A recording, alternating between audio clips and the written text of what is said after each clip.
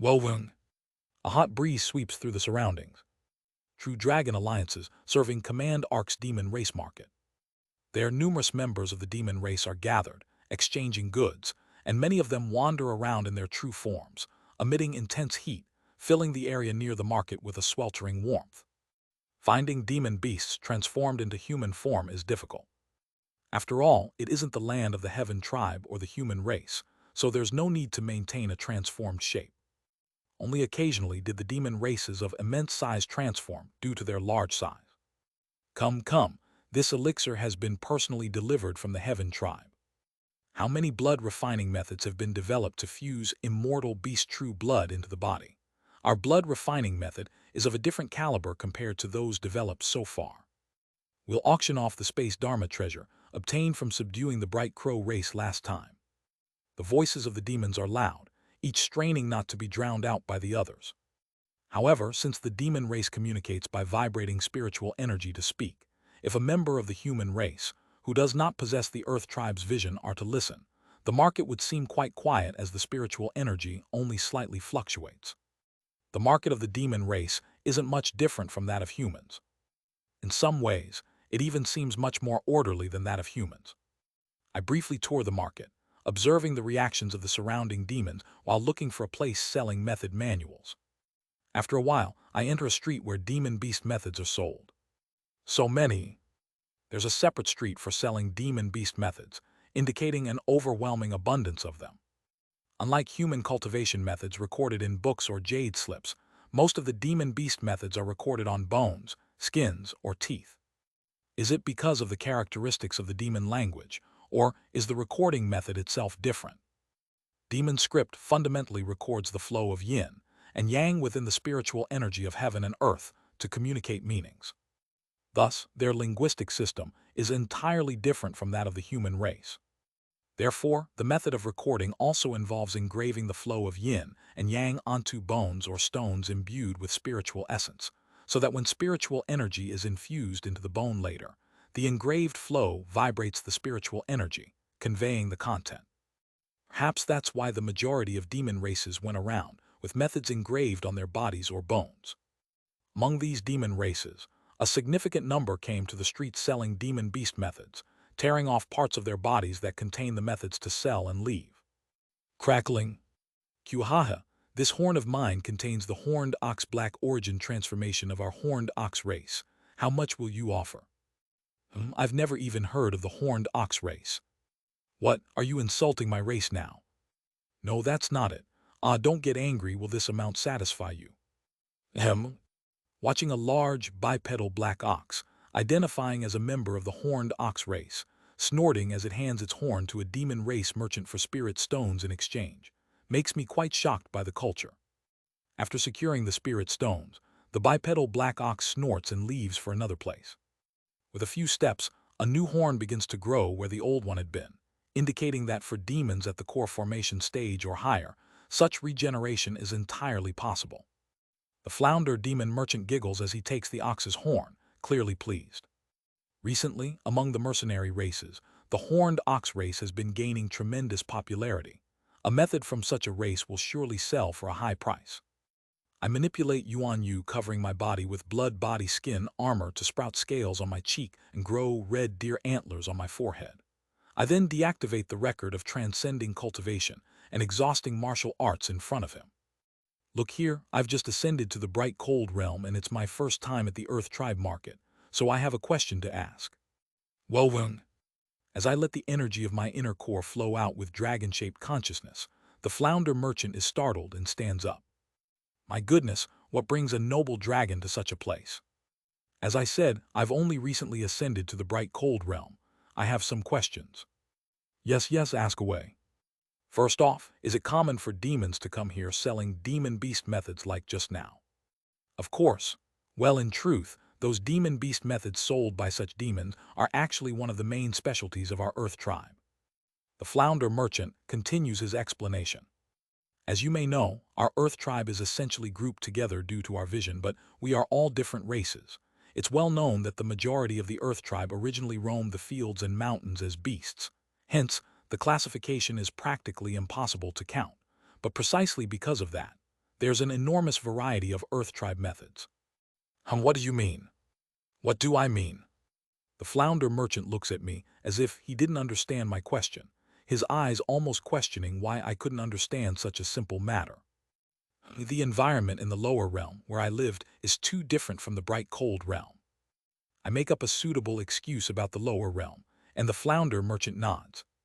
All right, you mentioned you've just ascended. Well, there are countless lower realms, so that makes sense. To explain the situation of the Earth tribe in the bright cold realm to a distinguished dragon like yourself, our Earth tribe methods are practically not standardized, except for the dragon race or the phoenix race you belong to, right?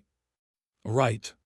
I don't know much but agree, fearing that any further ignorance on my part might lead to more suspicion. Well, I can guess as much. Earth tribe, or essentially the demon race. Unlike the heaven tribe, which passes down and progressively develops methods for future generations, most demon races were once wild beasts roaming the fields, unable to inherit methods from their ancestors. Therefore, demon races accumulating power essentially had to create their methods individually as they grew, so it made sense that there are no standardized methods. Yes, as you know, we demon races must create our own suitable methods relying on our instincts from the day we awaken our spiritual nature and gain intelligence. Because of this, the methods created by each race and individual vary greatly. Such demon beast methods are created by countless demon races relying on their instincts in their bodies. That's why there are so many demons who carve the flow of spiritual energy into their bodies and sell parts of those engraved bodies like this. I see. There seems to be a reason why demons engrave methods into their bodies. And such a diverse market of demon beast methods provides an opportunity for many other demons who have awakened intelligence to look for methods that suit them. If there are sellers, there are also buyers. For example, if someone creates a method according to instinct but it turns out to be poor, they can come to the method market to buy one that suits them better. And of course, many from the heaven tribe also desire our demon beast methods. The flounder merchant chuckles and scratches his head. Those from the heaven tribe who wish to study our demon beast methods always come here to buy these method manuals in bulk at regular intervals. That's why this demon beast method market is so vibrant. I'm not sure what the lower realm you came from is like, but it seems they didn't have such a system. Indeed, it's a unique system of the bright cold realm. After asking the flounder merchant a few more questions about the Earth tribe, I hand over some spirit stones I brought from the lower realm. The Earth tribe market is ultimately related to the characteristics of the Earth tribe itself. As you learn a method, the flow of spiritual energy leaves traces throughout the body according to the characteristics of the method. A market for demon beast methods, where parts of the body with these traces of flow are sold. That is the unique characteristic of the Earth tribe. After looking around the flounder merchant's shop, I visited other shops. While wandering through the shops, I realized that there were some manuals commonly sold in several places. Look here, I've seen this manual quite often in other shops too. What kind of manual is this? I've only recently ascended, so could you explain it to me? Fortunately, when I ask merchants while imitating the appearance of the dragon race, they are more than willing to explain as if it's an honor. Ah, you are an ascended dragon kin, I see. These methods are the most fundamental among the demon beast methods of the bright cold realm. They can be considered basic methods. The merchant, who looks like a muscle but bizarrely with limbs, lifts a small spirit stone and continues the explanation. While countless demons each have their unique methods, we all share some common ground as demon races. These commonalities have been compiled to create what can be considered the basics of basics among demon beast methods. Oh, what's its name? It's called the Vast Cold Formula. Vast Cold Formula. I purchase the Vast Cold Formula and tuck it away. After buying the basic demon beast method and a couple of other methods that seem suitable, I head back up to the stone building where Co Atrial is located. It seems Co Atrial hasn't come out yet. It seems he has a lot of work to deal with inside. As I wait for Co Atrial, several hours pass. When the spiritual energy of heaven and earth revolves, indicating the evening, Co Atrial comes out of the stone building. Have you been waiting long? Weren't you bored? How could I be bored waiting for you, Sir Co Atrial? Moreover, in cultivation, patience is a virtue. Good words. Have you been practicing the summoning wind, true blood transformation I gave you? Yes, I have. Haha, I see. Co Atrial smiles and pats my shoulder. However, at that moment, I suddenly feel Coatrial's suspicion skyrocket. But I didn't do anything. Why is he suddenly suspicious? This person, who doesn't even possess the vision of beyond the path, couldn't possibly see through me. But Coatrial, though cunning, is a rational being. There's no way he would suddenly suspect me like that without any reason. There must be some grounds for it. I used the record of transcending cultivation and exhausting martial arts to ensure he wouldn't have noticed me leaving and returning. Furthermore, I left a gang sphere clone secretly, so even if Coatrial occasionally checked with his consciousness, he wouldn't be able to tell. But why so suddenly? Since today's tasks have been largely satisfactorily handled, let's return. By now, even if Cloud Heart Lake hasn't been conquered, our race's elders must have built a new sea dragon palace there. Yes, I understand. Swoosh. Coatrial transforms back into his true form and carries me on his neck. As I hang onto Coatrial's neck flying, I think to myself, should I now, even by burning my true origin energy, draw the formless sword and cut this guy's neck? His suspicion towards me has enormously spiked. Perhaps killing him right now and escaping might be better in the long run. That's when he speaks. And while I was handling tasks at the True Dragon Alliance's office, I heard some interesting information. It's about a plan that will soon be implemented across the entire Earth tribe. Is it all right for me to hear about it? No problem, it's not that big of a secret. The entire Earth tribe naming project. In the future, the True Dragon Alliance, like the Human Race Grand Alliance's system of compiling a register of the living and dead among humans, plans to name every member of the Earth tribe and manage those names. Names, you say? I am taken aback by the sudden change of topic. Why bring up names out of nowhere? Names partly contain fate. Our Earth tribe doesn't have the Heaven tribe's ability to read the fate of the heavens. That's why we've always been behind in the information war against the Heaven tribe, and the influence of the Earth tribe has been significantly reduced recently. As such, the True Dragon Alliance plans to manage the names of all Earth tribe members and give names to those without. It's a grand initiative. But, if I may ask, what's the use of that? If you don't understand fate, it might be a bit difficult to grasp by managing the names of all Earth tribe members. The True Dragon Alliance's Supreme Council decided it's possible to indirectly read the power of fate contained within those names, thereby predicting the overall fate of the Earth tribe. Why are you telling me this decision? Simple. In the future, every race within the Earth tribe will dispatch 1 or 2 individuals for their own management to participate in the entire Earth tribe naming project. I'm thinking, from our Sea Dragon race, we'll dispatch you among others. Thank you for granting me such an opportunity. What exactly is he planning? I frown inwardly. By the time we arrived at Cloud Heart Lake, the sun had set. Coatrial and I enter the newly constructed Sea Dragon Palace beneath the lake. Let's discuss the details tomorrow, for today rest well. I enter the room assigned to me and sit down. What should I do? What is Coatrial scheming? As I ponder this, I inadvertently look at the identity plaque Coatrial had given me. Why is intent infused in the identity plaque? I feel a chill down my spine as I examine it. And then I realize a horrifying truth. Damn it! During my time at the market today, I had been constantly monitored by Coatrial. Translator notes, well, buy me a coffee didn't work out. All the donations are going to be returned within 30 days regardless of my or the donator's intentions. / *********. Discord https://dsc.gg/wetread. Link to donations in the Discord. Chapter 183, The Tribe of the Earth 3. Crack.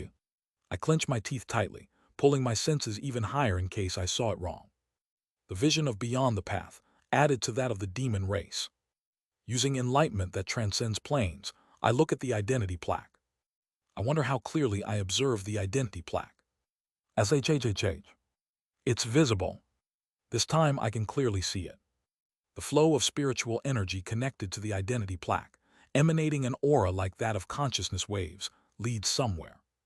And the end of that connection is unmistakably Coatrial. Damn it!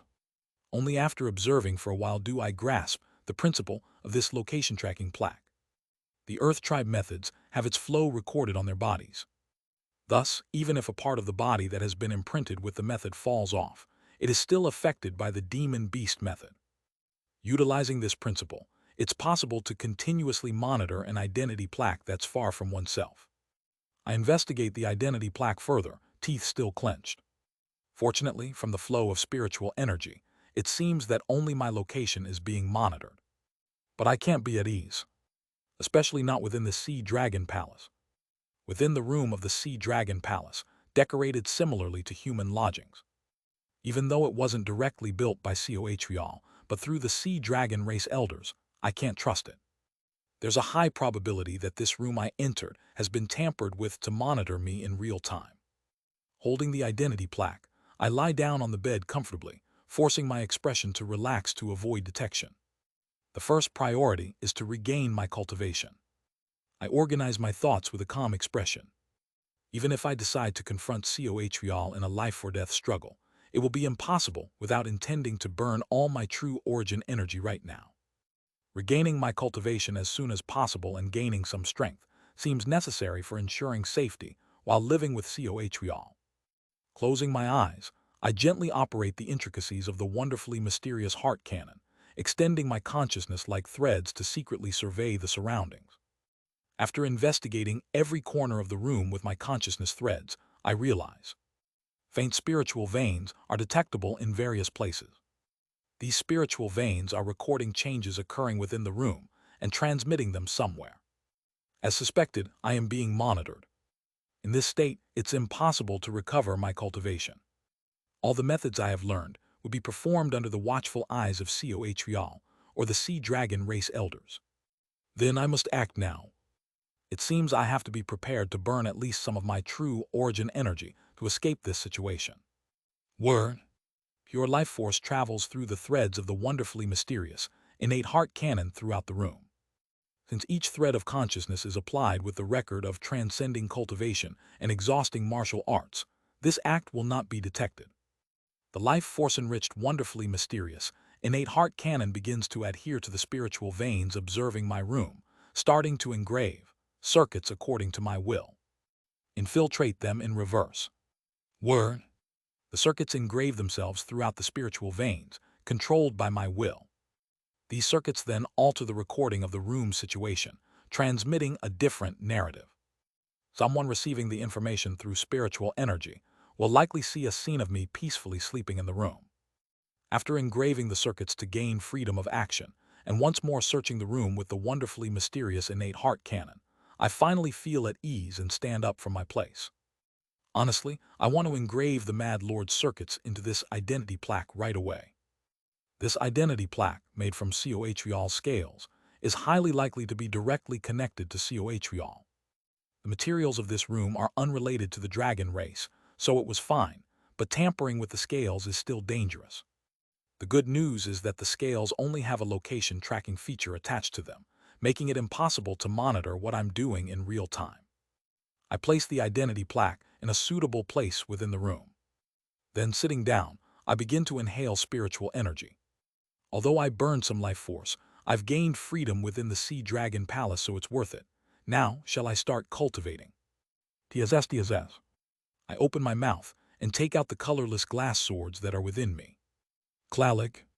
My room assigned in the Dragon Palace is quite spacious, so having 3,000 glass swords floating around is no problem. While keeping the swords afloat with sword control, I focus my consciousness and open my mouth. Canvas of myriad forms and connections. Payet. Simultaneously, the glass swords emit light and exude artifact spirits. In an instant, the room is filled with hazy artifact spirits. But due to not enough space, the artifact spirits begin to overlap and shine within the room. But from my perspective, it's rather convenient. Until now, I only stored my cultivation in the canvas of myriad forms and connections. From that standpoint, it was convenient for the artifact spirits to be divided into minute details. On the other hand, if I want to retrieve the cultivation stored in the canvas of myriad forms and connections, merge. SSSSS. The artifact spirits, one by one, become luminous clusters and overlap. In front of me, countless artifact spirits gather to form one silhouette. The face of the silhouette changes constantly. Everyone I had encountered, good connections, bad connections, loved ones, hated ones, trusted ones, respected ones. The faces of those tremendous connections swirl on the face of the silhouette until, at one moment, when all the artifact spirits are merged, the silhouette finally takes on a proper form. It's me. SSSSS. A man wearing pure white robes. The artifact spirit, looking exactly like me, opens its eyes. I lock eyes with my artifact spirit. The vision split. The artifact spirit's vision and my vision. Since the canvas of myriad forms and connections was created by merging the three spirits technique and the Devil Legion terracotta scroll, creating another clone like in the case of the three spirits technique is possible. I stretch my arms towards me. As the two me's reach out and touch hands, the vision of the artifact spirit me is absorbed back into my view. When I come to my senses, the artifact spirit has been absorbed into my body. No, to be precise, it overlapped. Woven. Indeed. In the overlapped state with the artifact spirit, I feel the power stored within the artifact spirit. It's an immense power. With time, by carefully transferring the power residing in the artifact spirit to my body, I will recover all the realms of the nascent soul within 10 years. SSSSS. I close my eyes and continue the process of recovering my cultivation through the canvas of myriad forms and connections throughout the night. The next day, I was called by Coatrial. Inside his room, Coatrial was observing the duties of the dragon race from his room, where a strange flow of spiritual energy was present. What's this flow of spiritual energy? Observing the flow of spiritual energy, my head feels clearer, giving me a refreshing feeling. It seems to be some kind of technique that awakens the mind. While I am basking in the spiritual energy, Coatrial with a smiling face asks me, "Was your night in the Sea Dragon Palace peaceful?" Thanks to Sir Coatrial's care, I spent a peaceful night. That's good to hear. I'll keep looking out for you. However, contrary to his words, his mind is quite sensitive due to the doubts that had grown since yesterday. His eyes appear to be smiling, but upon closer inspection, I can feel him observing me closely. By the way, I heard that the Immortal Beast Blood Fusion is opening in 6 months. Most of the participants in the Immortal Beast Blood Fusion are nascent soul stage demon race members, so it might be too much for you to participate in just 6 months, right? 6 months later, I heard that the Immortal Beast Blood Fusion is held once every 100 years. If I miss this chance, the next opportunity won't come until 100 years later. But I decide to be cautious. Do I really need this Immortal Beast Blood Fusion? Having Immortal Beast True Blood makes it incredibly convenient to enter the Demon Race Society. But the problem is why Coatrial will send me to the Immortal Beast Blood Fusion without any reason. There's a 90% chance he has ulterior motives. Participating in a competition with nascent soul stage demon beasts without any cultivation in just 6 months. It's highly suspicious. However, there is a problem. A true immortal will descend in 100 years and sweep away the golden divine heavenly thunder sect. My goal is to steal the heavenly lightning banner from the golden divine heavenly thunder sect and place it in the storage scroll of Coatrial or Hyun Eum or other dragons with schemes within 100 years. But to do that, I need to deeply infiltrate the Dragon Race Society within 100 years. After much consideration, I respond, "May I know how the Immortal Beast Blood Fusion competition is conducted?" It's simple. In the lowest layer of the Serving Command Ark's testing area, selected demon beasts will compete for survival. The last 100 survivors will each have a chance to receive Immortal Beast True Blood. Sounds simple? It won't be that simple. The testing area of the Serving Command Ark is quite harsh. After a moment of thought, I told Coatrial, "I will participate." Oh, a hint of doubt appears in Coatrial's eyes. But I decide to endure this much. After all, Coatrial will continue to doubt me even if I just breathe and eat. In fact, if I consider my actions from a third-party perspective, they are quite suspicious. Since I've already been marked as a suspicious person, I decided to push forward with that suspicious image. Haha, good. After all, you're part of our sea dragon race, so it would be an honor for a talent from our race to be granted Immortal Beast True Blood. He smiles warmly and amiably.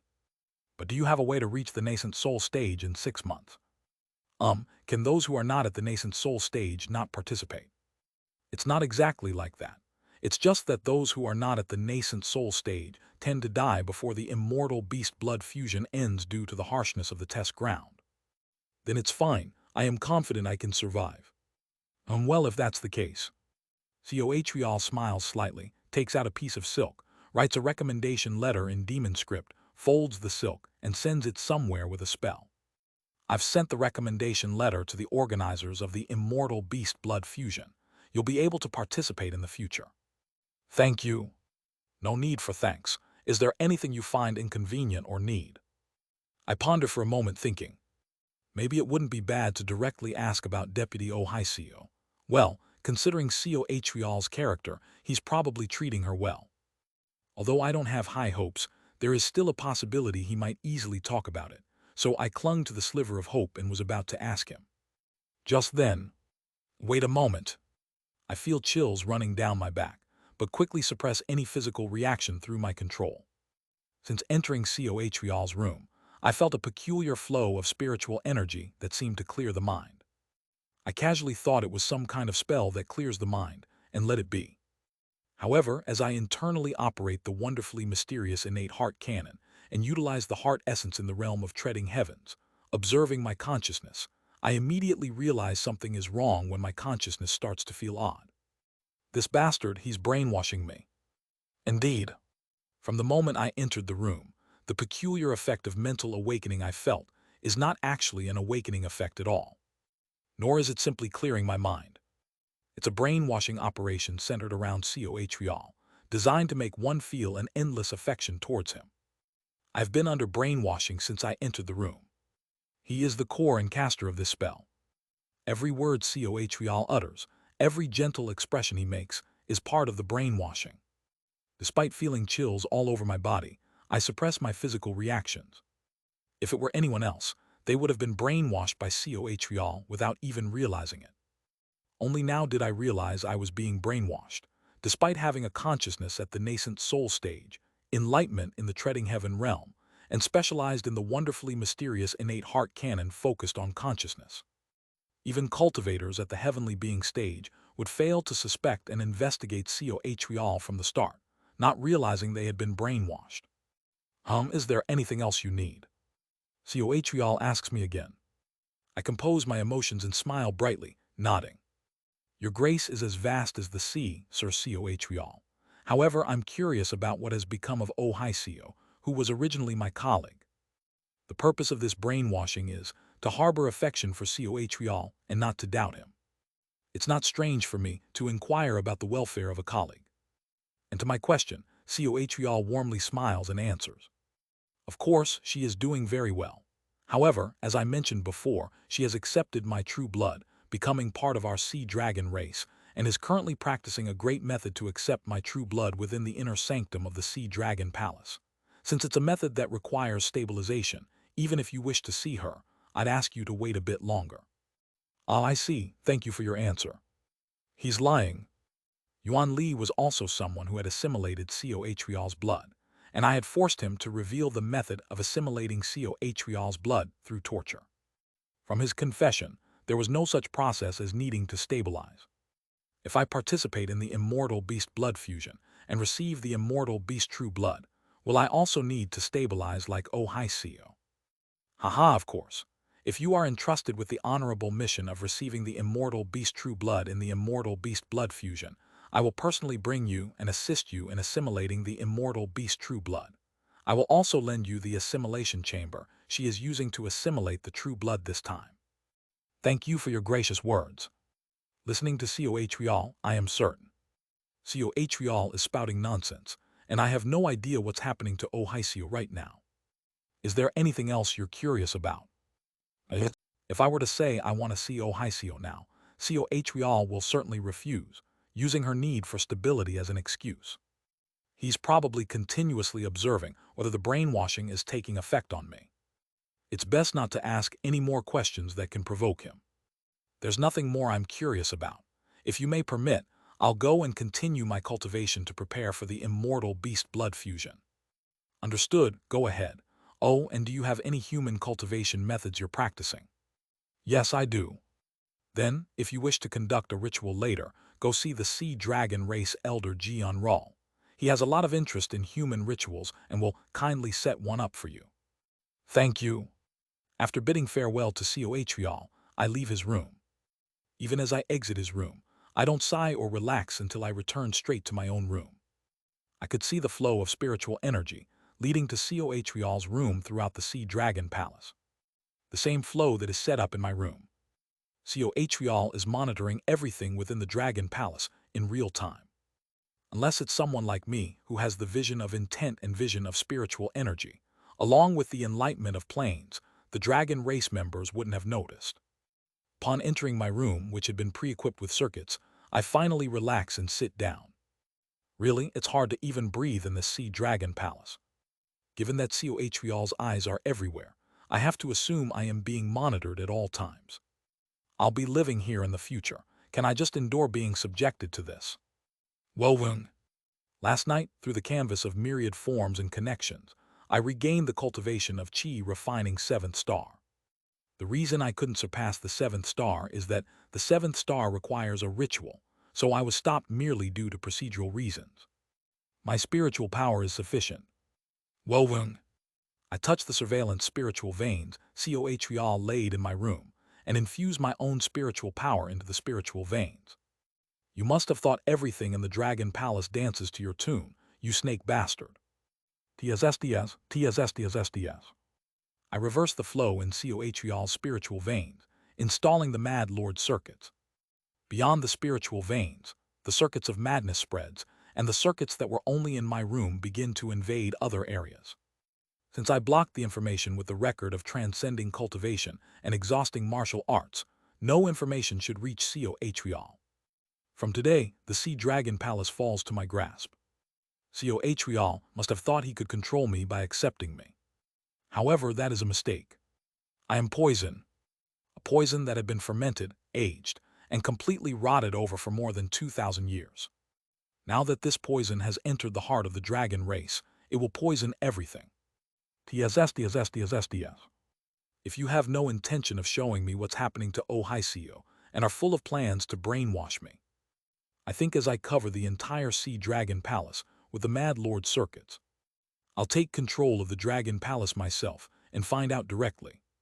Thanks for laying down such a technique throughout your palace, making it easy for me. Now I'll make good use of it. 6 months pass quickly. I regained my late-stage Qi building cultivation, and in a year or two, I will be able to recover to the core formation stage. During that time, by exerting power, I was able to seize control of Cohl's eyes spread throughout the Dragon Palace. As a result of monitoring the Dragon Palace using Cohl's eyes, I still haven't found Ohio. The claim that Ohio was inside the Dragon Palace was a lie from the start. Damn it. I grit my teeth as I open my eyes in the room. The time for the immortal beast blood fusion is here. I finish preparing and leave the Sea Dragon Palace. Emerging from the Sea Dragon Palace located at the bottom of Cloud Heart Lake, I see the barrier enveloping the Sea Dragon Palace and the waters of Cloud Heart Lake beyond it. Both within and outside, sea dragons are walking or swimming.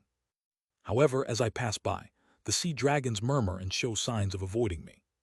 From what I can gather, it seems they generally don't like me, a human. That human, he's participating in the immortal beast blood fusion this time. Sir Cohl wrote him a recommendation letter. Why would Sir do that for someone like him? Even if he has exceptional consciousness, isn't that too much of a privilege? I calmly ignore their words and wait at the edge of the barrier. After a while, Cohl swims down in his true form. Have you been waiting long? Not at all. First, climb onto my neck. Let everyone hear. All participants in the immortal beast blood fusion will fly following me. Following Cohl's words, young nascent soul and core formation stage sea dragons fly after him. I cling to Cohl's neck, and we fly across the lake towards the serving command arc. While I am clinging to him, Cohl begins comforting me with a warm voice. Recently, there's been a lot of gossip among our sea dragon race about you. It seems many are displeased with the privileges given to you, not being of the dragon race. It seems so. First, as a representative of the sea dragon race, I apologize. It was me who accepted you into the sea dragon race, and I'm sorry for not taking better care of you. Regardless of what they say, don't mind them.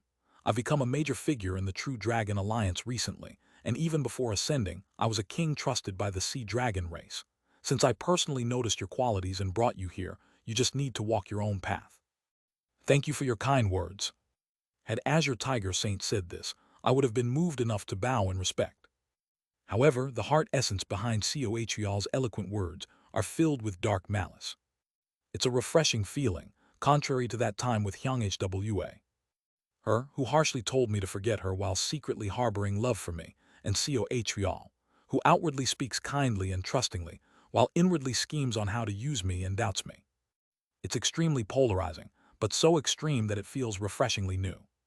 Considering Rand's case, those murmuring of the sea dragons must be instigated by him. Even though I seized control of Cohyal, eyes within the Sea Dragon Palace. From the day I joined Cohyal, I never let my guard down for a moment. Though constraints on my actions have loosened a bit, Cohyal knows all too well how to restrict a person's actions without using spells or sorcery. Even without being brainwashed or monitored, Cohyal's significant words kept me immobilized in the Dragon Palace all this time. He's adept at rendering people utterly immobile with psychological manipulation. The more I stay with Cohyal, the more I feel suffocated, as if my throat is being constricted. It feels like I am surrounded, with only the path Cohyal offers seeming somewhat open. This isn't just once or twice, but always. However, what Cohyal offers is always a trap. For someone like me, who has lived for over 2,000 years, there's room to breathe at least. Then, where exactly is Ohicio? While concerned for Ohicio, I enter the depths of serving Command Arc with Cohyal. Where could she be, captured and brainwashed by Cohyal? Feeling that the goals I set in this life are not going to be easy, I follow Cohyal to the lowest level of serving Command Arc. We reach the battleground where the immortal beast blood fusion is to be held. It's time for the immortal beast blood fusion to begin. Translator notes, donated chapter by Dragonk105. Thanks for the support. /// Discord https://dsc gg/wetread. Link to donations in the Discord. Chapter 184, The Tribe of the Earth 4. It's dark. Cohyal and I arrived at the lowest level of serving Command Arc, a place so cold and dark it chills to the bone. This is the last of the 7 floors of serving Command Arc. Similar to serving Command Palace, serving Command Arc itself also comprises a total of 7 floors. The topmost 7th floor, the life floor, is where Cohyal conducts administrative tasks, meetings of the True Dragon Alliance take place, and where the demon race's market and social gatherings mainly occur. The 6th floor, the cultivation floor, is rich in spiritual veins and spiritual energy, provided for the later stage Earth tribe cultivators and elders. The 5th floor, the harvest floor, is the most appropriate and safest refuge for Earth tribe members to face heavenly tribulation before crossing the cultivation threshold. The 4th floor, the death floor, is where the corpses of deceased Earth tribe members gather. The 3rd floor, the earth floor, is the power room of serving Command Arc and the source of spiritual energy flowing throughout the arc. The 2nd floor, the storage floor, serves as a storage space below the power room, currently used as a treasure vault by the Earth tribe. And the lowest level of serving Command Arc, where the immortal beast blood fusion takes place. The 1st floor, the emptiness floor. As I reached the emptiness floor, I felt as if all the spiritual energy in my body was freezing over. Is this the coldness of the emptiness floor? There is literally nothing. No light, no heat, no air, no sound. Even the spiritual energy is so scarce that once it leaks, it disperses into the pitch-black void. Facing the profound darkness, not just me, but the other Earth tribe members seem startled, showing signs of surprise. The nascent soul stage sea dragons who followed Cohyal are also huddling and looking around. Not just the sea dragons, but other demon beasts who arrived are in the same state. Is this where the immortal beast blood fusion is held? We're to undergo a survival test here. It won't be easy. Even just breathing scatters spiritual energy. Just when they are all muttering. Flash. Suddenly, the darkest lowest floor is brightly illuminated. A golden flash of light shines in all directions. All demon beasts who arrived at the lowest floor look up in surprise. There a familiar face is present. It's Jairyone, an elder of the True Dragon Alliance who came to fetch us before. It seems everyone has arrived. I am Jairyone, an elder of the True Dragon Alliance, overseeing this immortal beast blood fusion. First, if there are any 4-axis stage cultivators from major races, stop protecting your own race and come this way. At that command, Cohrial from the Sea Dragon race and several other demon beasts from various races fly up to stand by Jairion's side. Yuhuhu, so cold. As Cohrial disappears, the surrounding sea dragons start to shiver uncontrollably. Is this the cold of the emptiness floor now that Sir Cohrial stopped his protection? Harsh.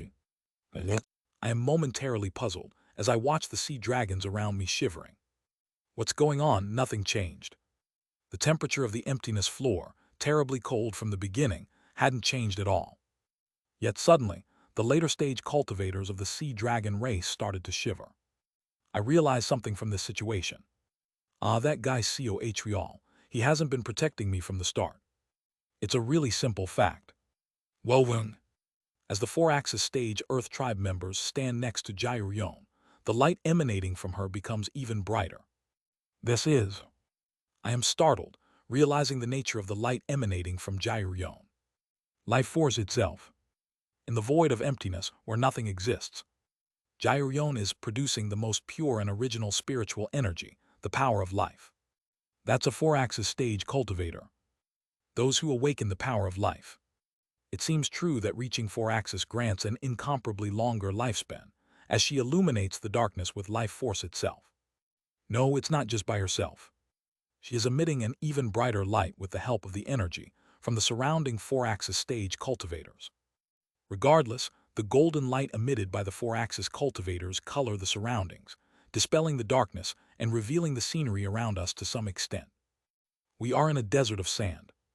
Across this sand desert, numerous unique demon races are densely packed, including the sea dragons, demon beasts I have never seen in my life, and even those who look like rocks, making one doubt if they are alive. Countless demon race beasts are scattered as far as the eye can see. 10,000, 15,000, roughly around 12,000 I estimate.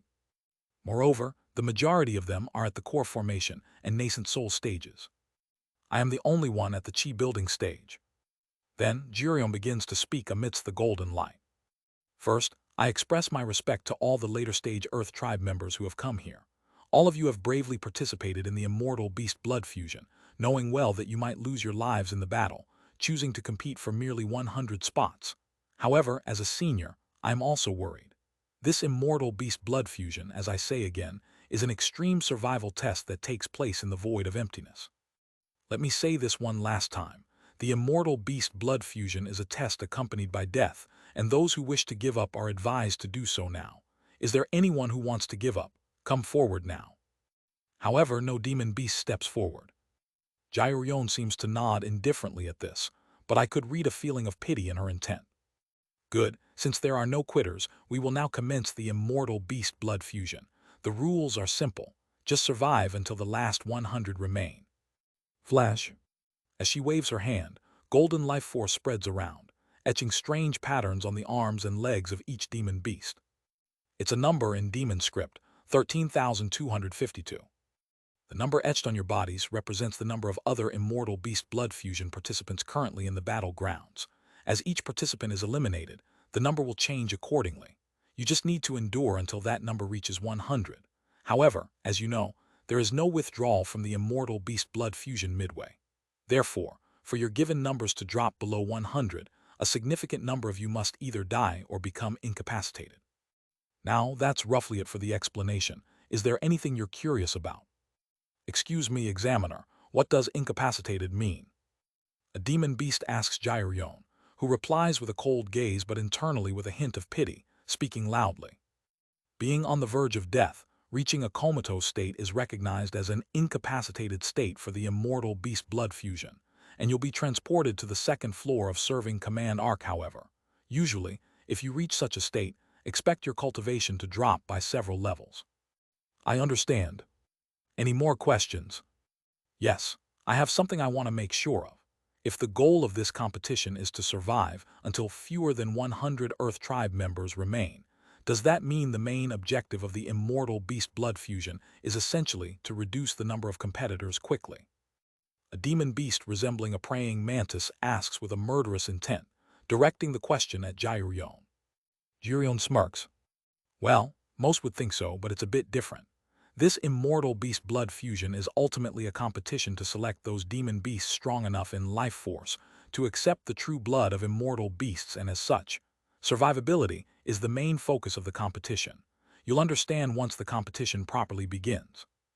Yes, well, I take it as a confirmation that it's okay to reduce the number of other competitors. Do as you will. The mantis demon beast cackles, not hiding its murderous intent. The demon beasts around it show discomfort, stepping back a few paces from it. However, Jairyon seems to send a pitiful intent towards that demon beast. Whatever it is, the real immortal beast blood fusion will demand tremendous survivability. It isn't going to be difficult for me. Over the past 6 months, not just me, but also Yuan Yu regained its cultivation. Unlike me, who had no foundation in cultivation right after returning, Yuan Yu had a foundation in core formation stage cultivation, so he could quickly regain his core formation stage cultivation.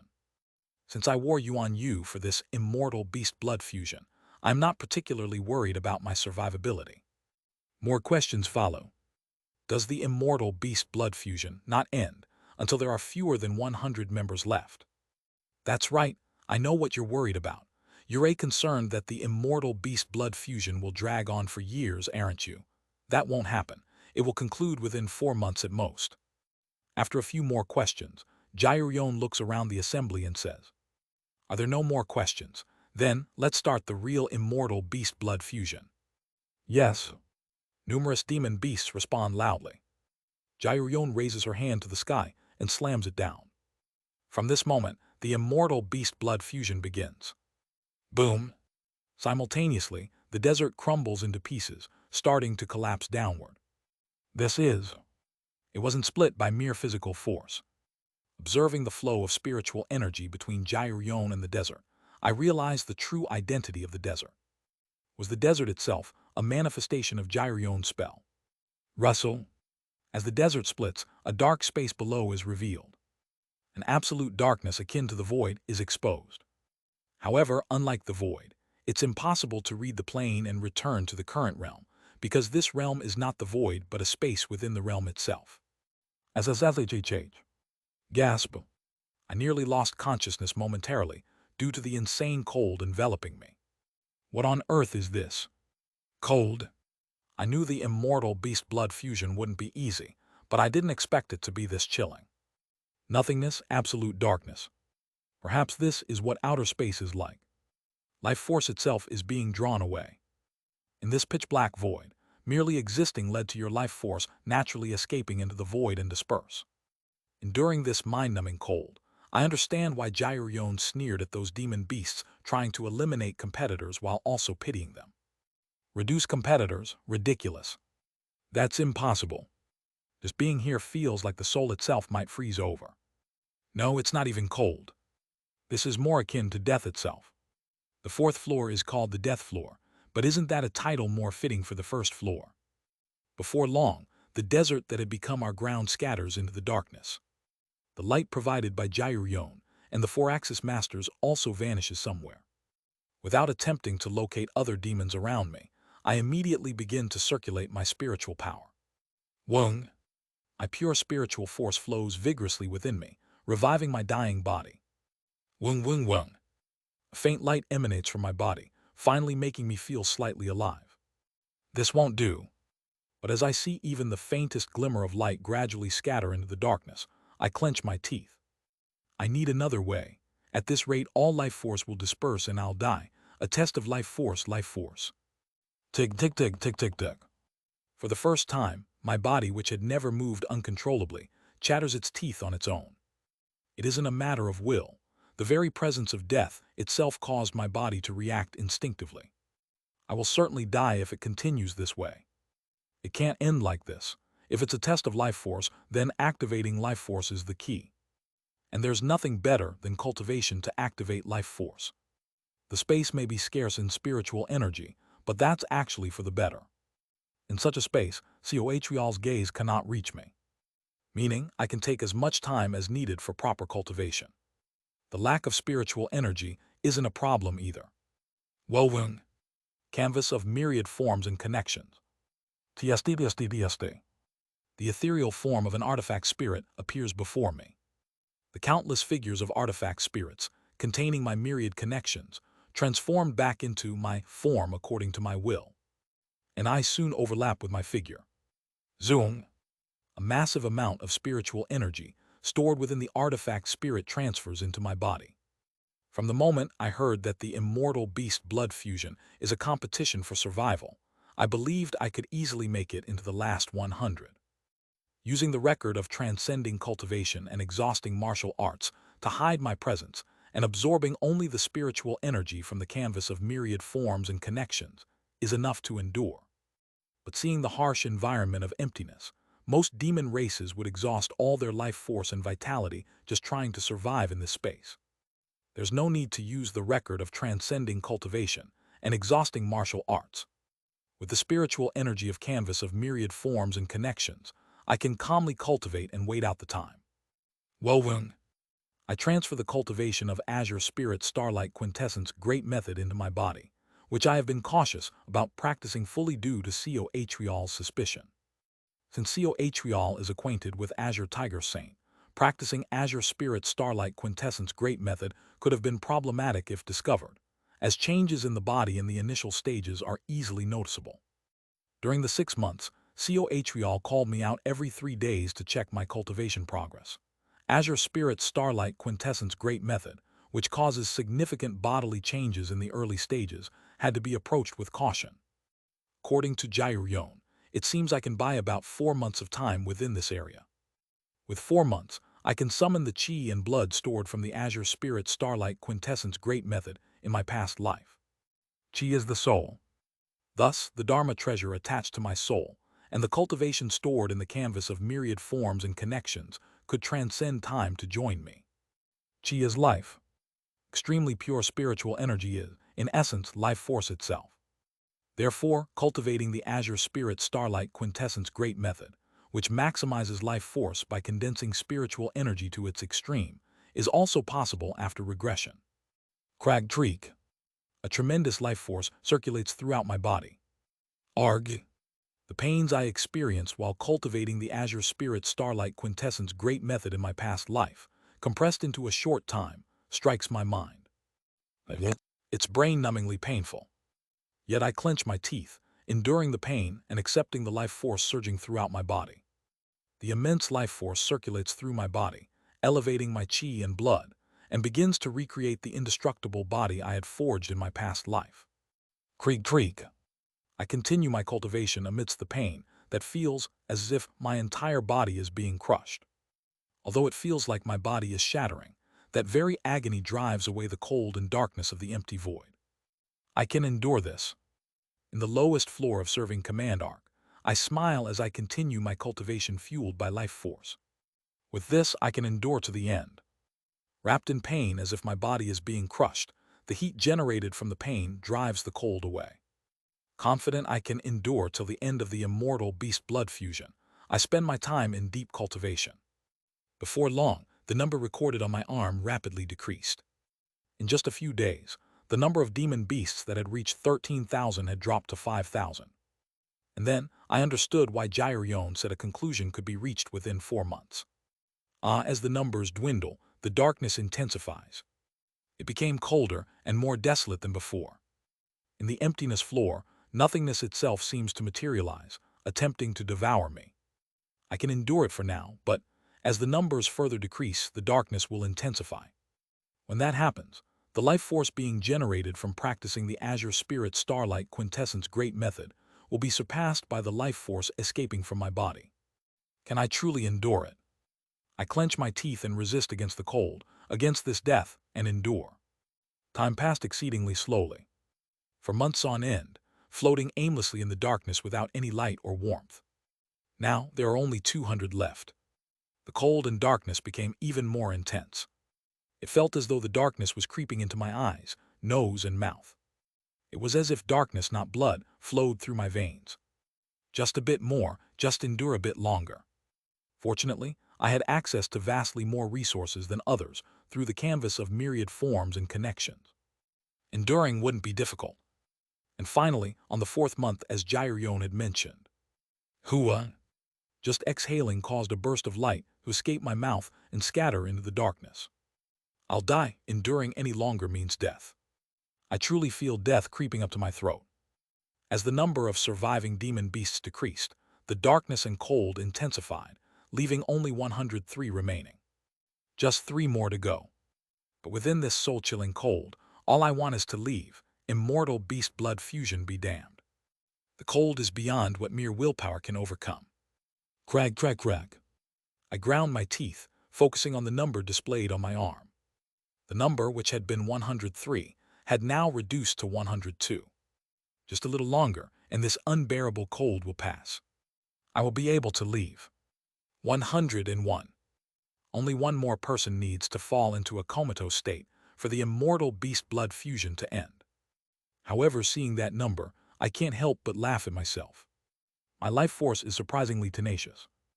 No, it's more due to the canvas of myriad forms and connections than my own life force.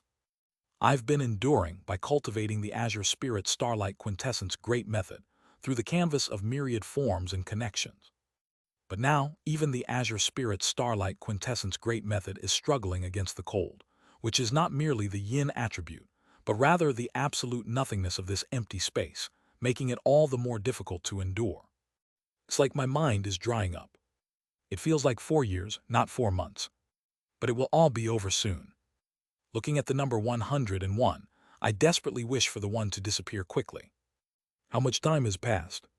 Finally, the moment I have been waiting for arrived. 100.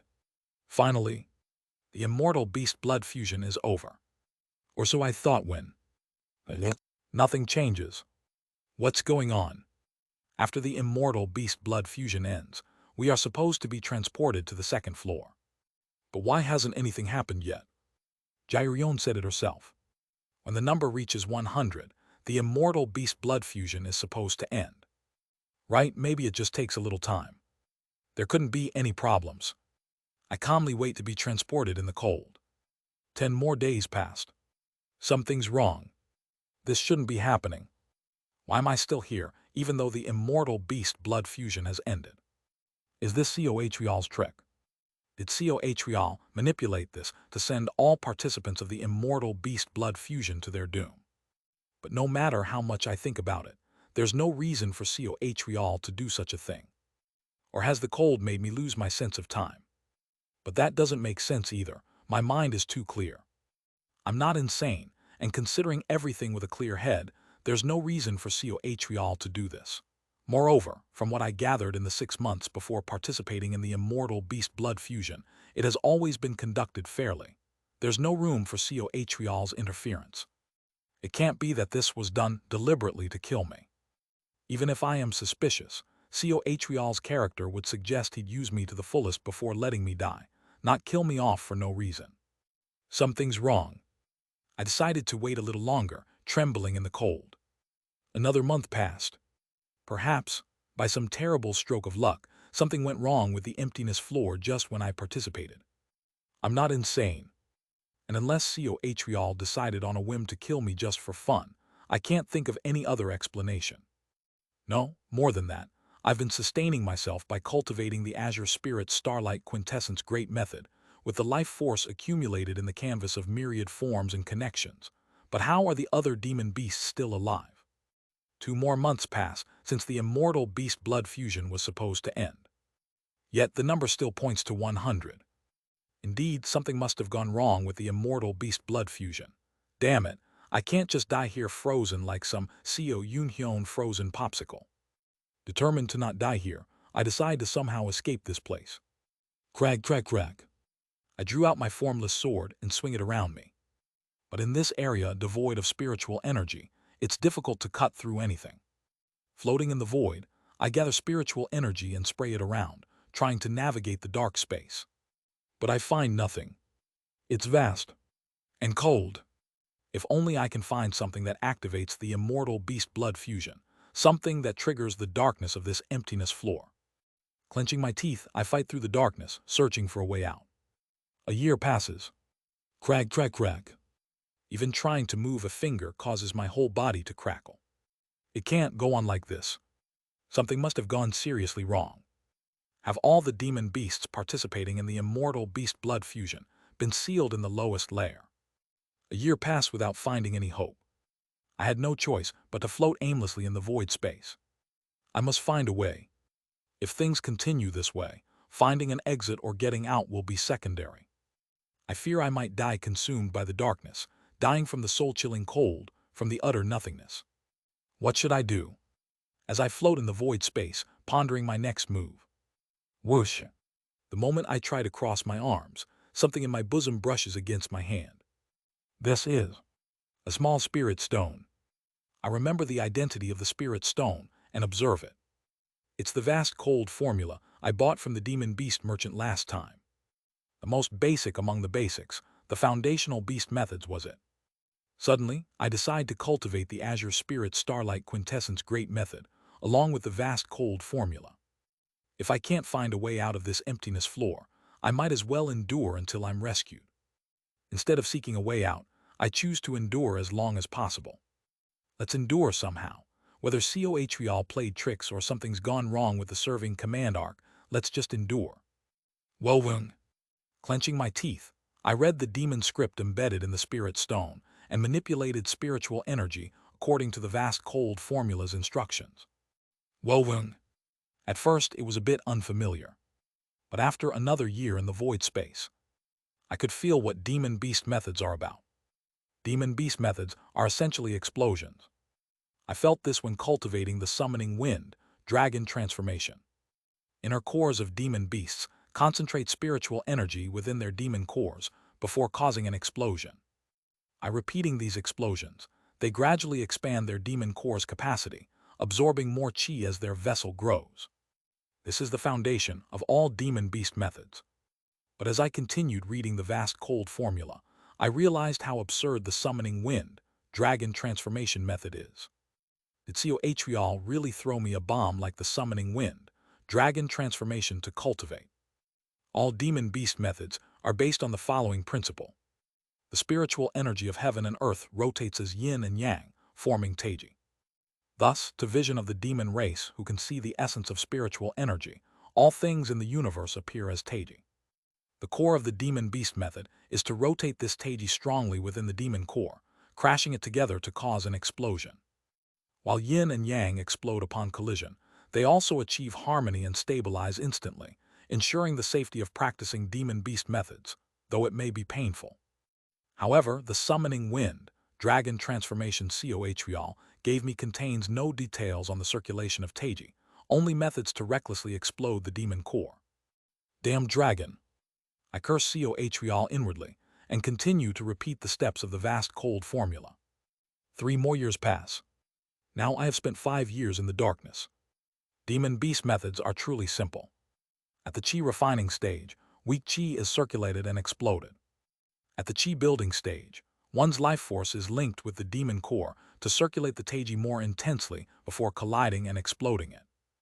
At the core formation stage, the now strengthened demon core, as resilient as a human's golden core, is exploded and reformed multiple times to refine chi. Circulating the Taiji to cause an explosion results in refined pure spiritual energy. In other words, life force that continuously fills into the body. This is the essence of all demon beast methods. Unlike humans who create a law-transforming danchan with the flow of yin and yang, and reach the nascent soul stage to cultivate the yin and yang spirit.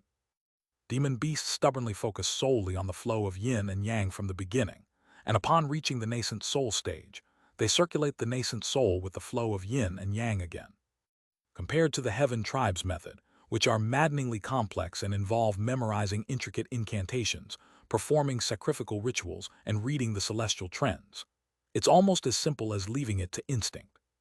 Perhaps it is correct for demon beasts to learn demon beast methods by instinct. Originally, wild animals without intelligence, after gaining spiritual awareness and the ability to see spiritual energy, circulate the yin and yang within their bodies according to their vision, and then explode it. Its simplicity allows even those demon beasts without intellect to learn such methods. Boom! I frown as I feel the chi explode in my dantian. It's not easy. Although it's not as complex as the methods of the human race, including those of the Heaven tribe, and is simple, that doesn't mean it's easy to learn. Demon beast methods, like body refining methods, or in some ways even more so, accompany terrible pain. Every time spiritual energy is exploded in the dantian as part of their cultivation, they have to endure the pain of their dantian being shattered at every moment. This is even worse for core formation stage demons, as they have to explode their demon core itself, enduring horrible pain.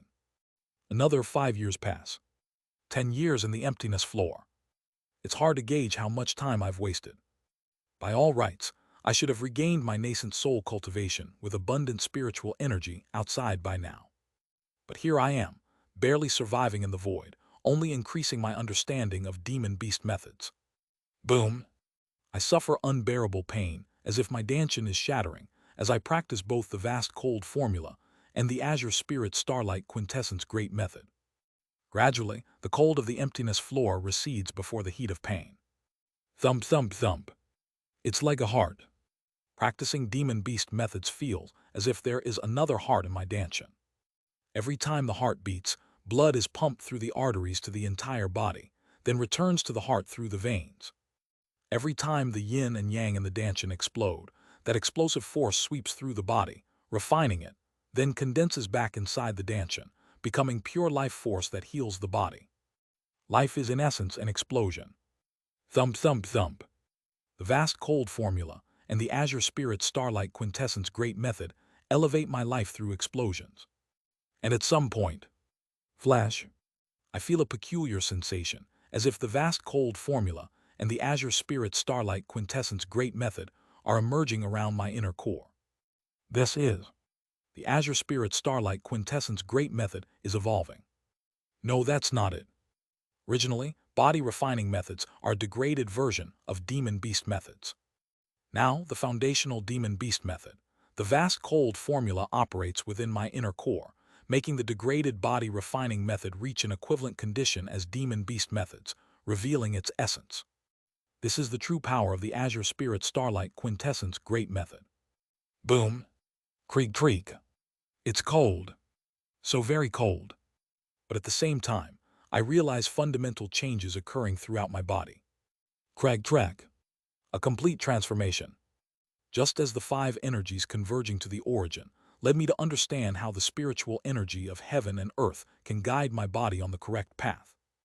Now, once again, the spiritual energy of heaven and earth begins to show me how my body can evolve even more correctly. Crack. This is. Spiritual energy rotates before my eyes. Yin and yang collapse, entering my body to form a double helix. Yin and yang ascend the double helix, unraveling the secrets of the flesh accumulated from the past and providing the correct direction for evolution. Crack. I adjust my body according to that direction and finally complete the metamorphosis. Simultaneously, I feel my consciousness naturally taking on a specific form. So it is. The area of consciousness that enveloped me in a circle transformed into a complete human form, covering me. Could it be that humans, before discovering the rituals to become part of the Heaven tribe, were a kind of demon beast? Gurgle. As my consciousness transforms into human form and I move my fist, I feel an immense power in my fist, unlike anything I had felt before. Haya. Finally, I have reached a new realm of demon beast methods. At the same time, I am engulfed in a sense of awe towards Kim Young-hoon. Without even touching body refining methods, did a martial artist with a mortal body trace back the origins of martial arts to find the path to human demon beast methods? The other path that Kim Young-hoon struggled to find beyond the ultimate pinnacle in his quest for a way forward. That was precisely demon beast methods. Found in the library of Seo Ran, not the real demon beast methods for beasts, but for humans. That was the other path Kim Young-hoon discovered while evolving martial arts. Oh, it turns out I reached that path in the end. I recall Kim Young-hoon from that cycle and smile wryly. Is this the end? After undergoing complete transformation and witnessing the life force escaping from my entire body, I laugh with self-deprecation. It's good to have realized the true meaning of demon-beast methods through complete transformation. But in doing so, I have almost used up all the spiritual energy inside my body. There is hardly any life force left in the canvas of myriad forms and connections. If this had been a place abundant with spiritual energy, I could have replenished it immediately, but in this absolute realm of death, it's impossible. Am I going to die in such a futile manner? I feel my eyes closing and laugh. Well, at least, I confirmed what the other path that Kim Young-hoon discovered was. Maybe such a death isn't entirely in vain. Thinking this, I close my eyes. I thought it was my 16th return. You've endured 10 years. Crackle, crackle. I open my eyes in front of a campfire. Where is this? It's dark. It isn't cold, but it is still dark. Yet I can see clearly. But there is no light. Strain. Everything around me is so clearly perceived, yet the actual existence of light is distinctly absent. What is this? Bizarre. Living beings perceive objects through light. But for some reason, even without light, I feel everything around me is perceivable. In front of me is a bonfire. But the bonfire has no light, only heat. Round the bonfire are numerous statues, each an exquisite work of art. As I am puzzled by the sudden situation. Take a seat. You've endured 10 years, so you only have 10 seconds to converse with this seat. Of course, if we really talked for just 10 seconds, we wouldn't get anywhere, so this seat has warped time to make 1 second last a day. What? Someone is sitting in front of me. I try to look up at them. That moment. Arg. My eyes suddenly vaporized. Without any warning, trying to perceive the other made my eyeballs evaporate and fly into the air. Not just the eyes. My entire body, my whole body is vaporizing. I'm dying. Sit. The next moment. As soon as they tell me to sit, my vaporizing body resettles. And somehow, I find myself sitting properly on one of the surrounding statues. Do not look directly at this seat. If it were this seat's main body, we might converse properly, adjusting to your level. However, as I am but a remnant thought, a fragment left by the main body, this seat might accidentally kill you if I fail to adjust properly. Ha ha. My heart is racing. This seat is the master of liberation. If you look directly at me, the essence that constitutes you will be liberated from the framework of you and vaporize into extinction. You are. My head is spinning. As soon as I guessed the identity of the being before me, my consciousness shook as if it was about to collapse, and my sense of direction vanished, making me feel as though I would fall to the ground at any moment. The pain of being trapped in the void for 10 years is instantly forgotten, and a new sense of fear, awe, and reverence painted over my mind. This seat's name is Bong Myo, Serving Command. I'm the creator of the Serving Command arc you entered. The being before me is, at the very least, a true immortal. I distorted 10 years of time to summon you here for a conversation. Now, shall we talk, Ender End Fate Person? Translator notes, donated chapter by Dragonk 105. Thanks for the support. / */ Discord https://dsc gg/wetread. Link to donations in the Discord. Chapter 185, The Tribe of the Earth 5. My head is numb.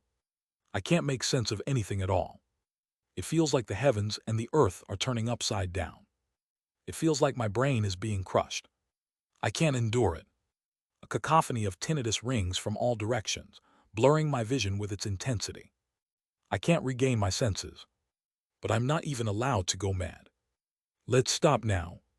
Suddenly, upon hearing those words, my mind is forcibly pulled together.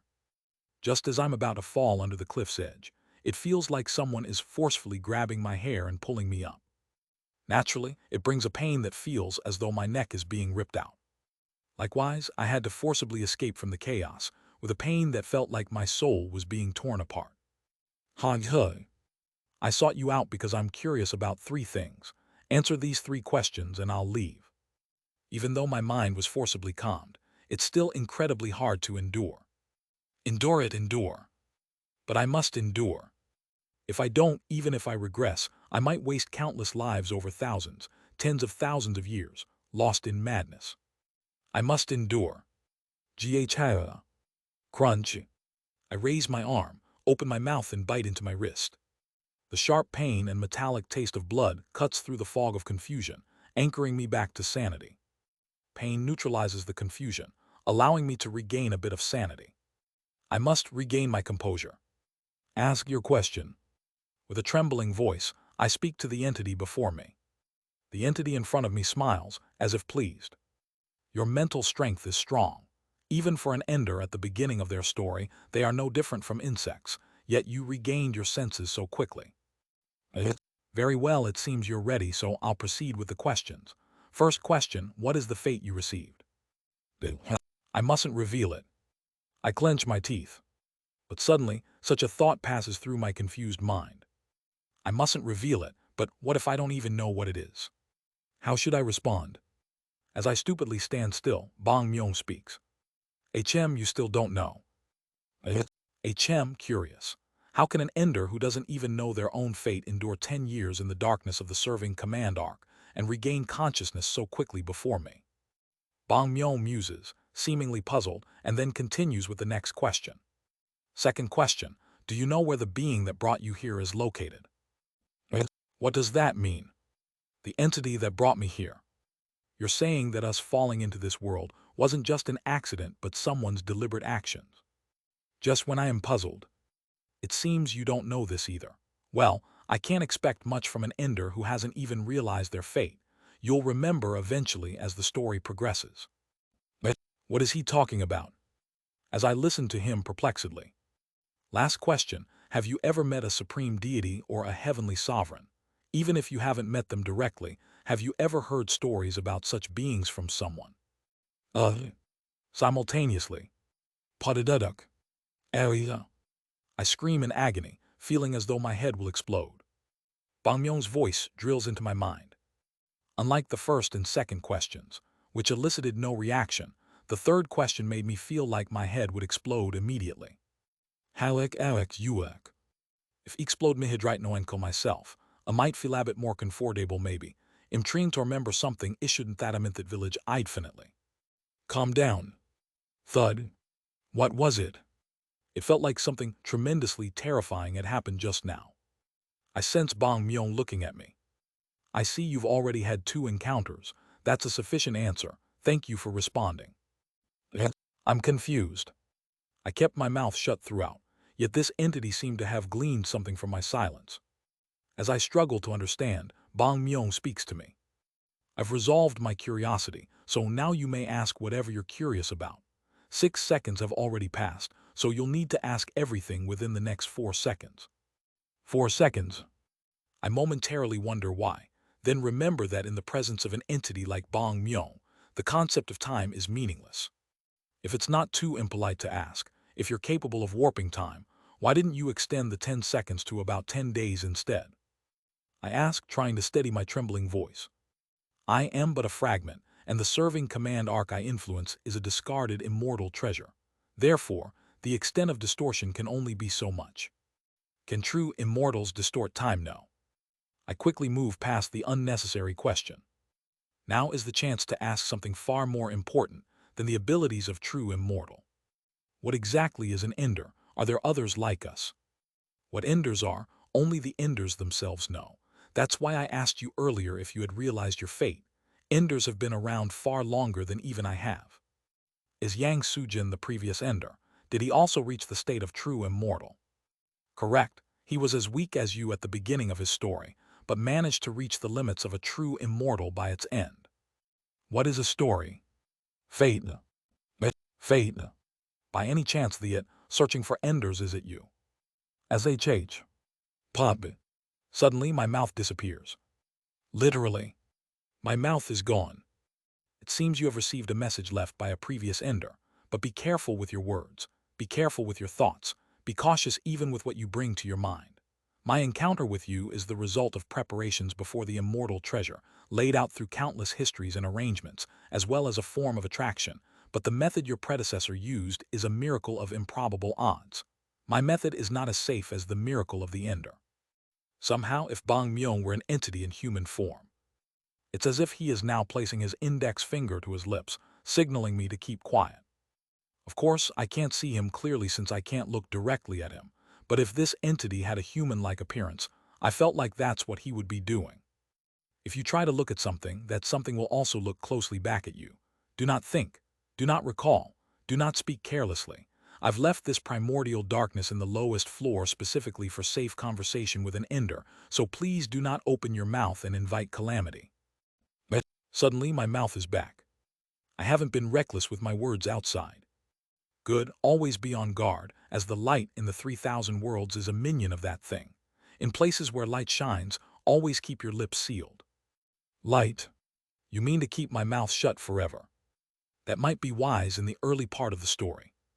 I am astonished. Light. To be cautious of the light.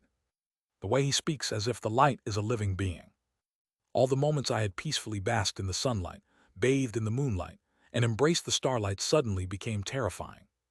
So is that why there is no light in this space? Why are you helping me, Your Eminence? Because enders create miracles. A vague answer. But from Bong Myung's tone, I sense that he is not permitting any further questions. No, rather than sensing, it's more like he shows it. If you're willing to help, couldn't you assist directly? For example, granting a wish. A true immortal cannot directly give anything to an ender, except for misfortune. I can bestow as much calamity as you wish. But conveying information is the extent of the help I can offer, and even this is reaching its time limit. Bong Myung speaks. Choose your last question. Can you beings know all the abilities of enders? It's not impossible. Just when I am startled, my vision suddenly distorts. At the same time, I realize my body is melting away. Oh, I see. The reason I could have this conversation with this entity was because he permitted it. Originally, even facing a fragment rather than the main body should have resulted in immediate dissolution. As soon as our meeting ended, as soon as he diverted his attention, my body and soul themselves began to disintegrate like this. And as I melt into the surroundings, I'll return you to your original time. Hearing Bong Myung's voice, I lose consciousness. It's cold. I open my eyes wide and look around. Haka. As soon as I open my mouth, the glow of life flows out. I look at my forearm. The number 100 is inscribed. It's still cold, but somehow I feel warm. Despite the deathly darkness and cold, it feels quite bright and warm for some reason. Why is that? Maybe it's because I've seen an even deeper and vast darkness. I think of the entity I just met. Wait, who did I meet? I can't remember his name, the name of that being. I remember everything about meeting him. But who he is seems to be erased from my mind. Shiver, shiver. It's terrifying. No, perhaps it's a relief that I've forgotten his name. If you look at something, that something will also look at you. If I keep remembering his name and keep thinking about it, he too will continue to look at me. Perhaps it's a form of mercy from such an incomprehensible entity towards a mortal like me. As I calmed my heart, a familiar golden light spread from above. Flash. The immortal beast blood fusion has ended. To the last remaining 100, the true blood of immortal beasts will be bestowed.